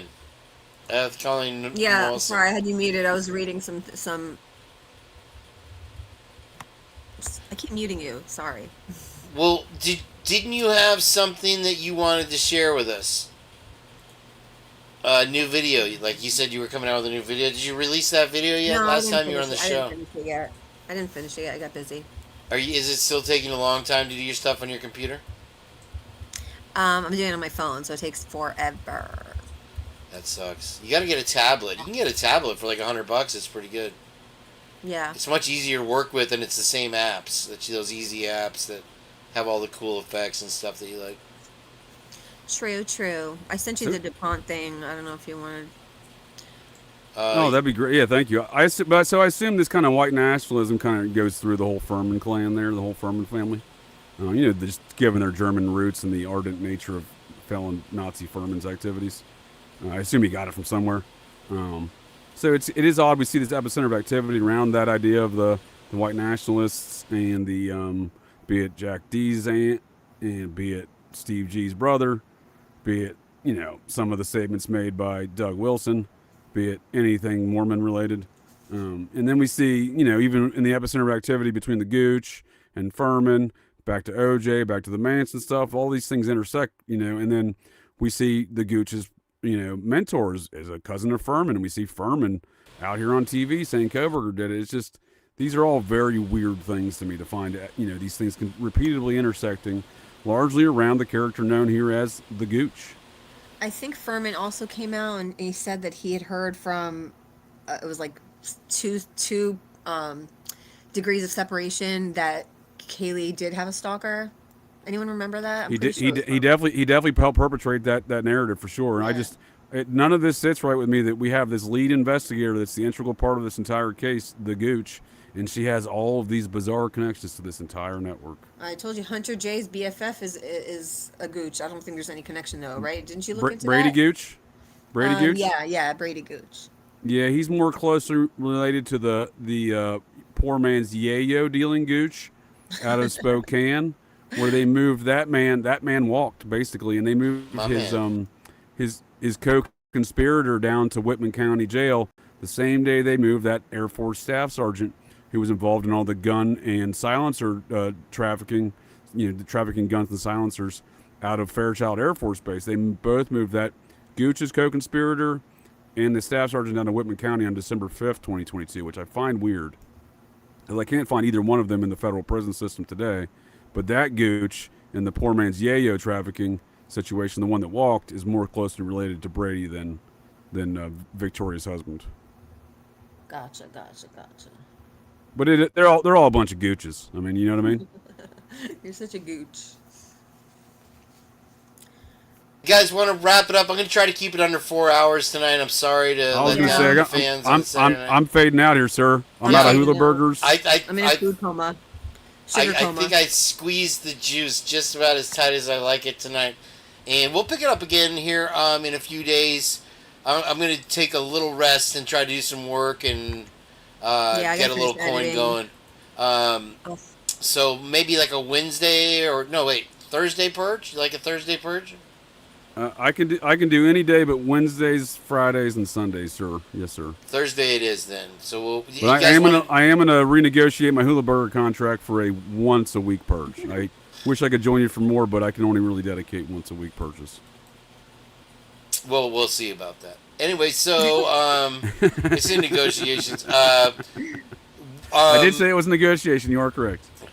Now, did you guys want to have any wrap-up statements that you wanted to do, like you do on your show? There, give you a chance to speak your mind. I would love to have an opportunity to say thank you for the purging. I appreciate all your all-time purging, and listening to my long-winded thoughts and statements that sometimes make sense.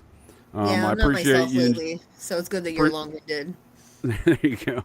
I appreciate coming here for food talk and the occasional Idaho talk, and once again, I'd like to thank the Gooch for bringing us all together here on these topics. Gooches be goochin'. In Gooch we trust. All right, guys. Well, I appreciate you being here today. Always a pleasure, JJ. Jen, anything else you wanted to add? No, I'm good.